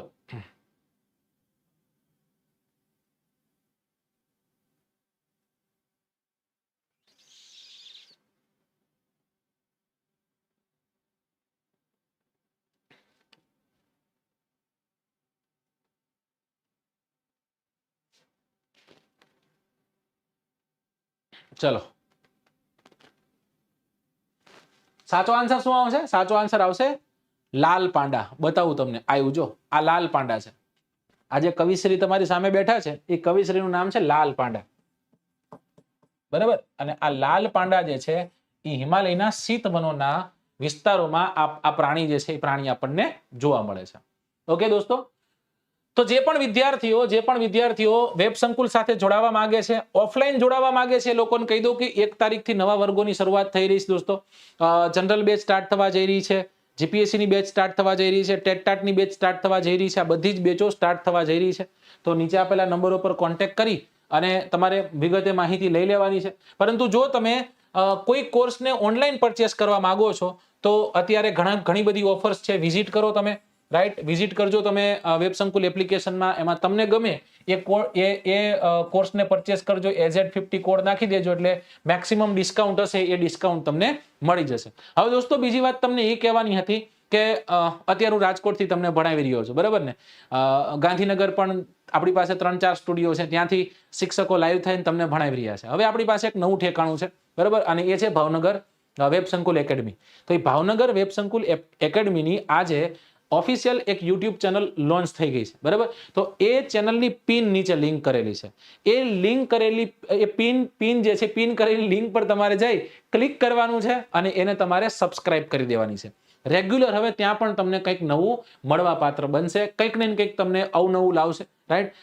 ત્રણેય શિક્ષકોના સહયોગથી તમે ત્યાં પણ ઘણું ખરું જાણશો, ઘણું ખરું શીખશો, ઘણું ખરું ભણશો, બરાબર ને? અને તમારા સ્ટેટસમાં નાખી દો, તમારા મિત્ર વર્તુળ સુધી પહોંચાડી દો. ખાસ કરીને જો ભાવનગરના તે વિદ્યાર્થીઓ છો તો ભાવનગર વેબ સંકુલની મુલાકાત લેવાનું પણ ચૂકશો નહીં દોસ્તો, રાઈટ? અને સાથે સાથે એ પણ કહીશ કે દિવાળી ધમાકા ઓફર અત્યારે એકદમ ધૂમધડામ ચાલી રહી છે. જો તમારે એનો લાભ લેવો છે દોસ્તો, તો એ લાભ લેવાનું પણ તમારે ચૂકવાનું નથી. ઓકે, ફરી એક વખત મળવાનો મોકો મળશે એટલે તમારી સમક્ષ હાજર થઈ જઈશ. આજે મેં તમને કીધું હતું કે જો 1500 છોકરાઓની હાજરી હોય તો હું તમારી સામે તમારી માટે 1 કે 2 લેક્ચર 20 તારીખ અને 21 તારીખે સાંસ્કૃતિક વારસાના લઈ આવીશ, બરાબર? કાંઈ વાંધો નહીં, હજી તમારી પાસે ટાઈમ છે. નીચે કમેન્ટ બોક્સમાં ઢગલો થઈ જાય શું તમારે જોઈશે, સાંસ્કૃતિક વારસાનો કયો ટોપિક તમારે ભણવો છે. જેવા બહાર જાવ ને એટલે નીચે કોમેન્ટ બોક્સમાં આન્સર કરતા જજો, રાઈટ? આ લેક્ચર કેવો લાગ્યો એનો પણ પ્રતિસાદ તમે આપજો, ત્યાં લખજો. ઓકે, જો લખાશે તો વંચાશે, ખબર પડશે ક્યાં મિસ્ટેક હતી. મિસ્ટેક રહેતી હોય છે તો એને પણ કહેજો દોસ્તો. અમે સુધારાઓમાં માનીએ છીએ, બરાબર ને? કોઈ ભૂલ રહી ગઈ છે તો કોઈ ક્ષતિ રહી ગઈ છે તો ક્ષતિને સુધારામાં અમે માનનારા વ્યક્તિઓ છીએ, રાઈટ? અને છેલ્લે જાતા એ કહીશ કે ખૂબ આનંદ આવ્યો. 2 કલાકનો સમય ક્યારે વયો ગયો ખબર ન પડી. અને આશા રાખું છું કે તમે પણ આ લેક્ચરમાંથી ઘણું ખરું સમજ્યા હશો, ઘણું ખરું ભણ્યા હશો અને ઘણું ખરું તમે મેળવ્યું હશે, રાઈટ? એ જ આશાઓ સાથે happy Diwali two every single one of you. ફરી એક વખત મળવાનો મોકો મળશે ત્યારે હું તમારી સમક્ષ હાજર થઈ જઈશ. આજે મને રજા આપો. નીચે આપેલી પિન કરેલી લિંક છે એમાં ક્લિક કરી લ્યો અને સબસ્ક્રાઇબ કરી નાખો, લાઈક કરી નાખો, તમારા વિદ્યાર્થી સુધી પહોંચાડી દો અને ફરી એક વખત કોમેન્ટ બોક્સમાં આવીને તમારા જવાબ આપી દેજો. જય હિન્દ, જય ભારત.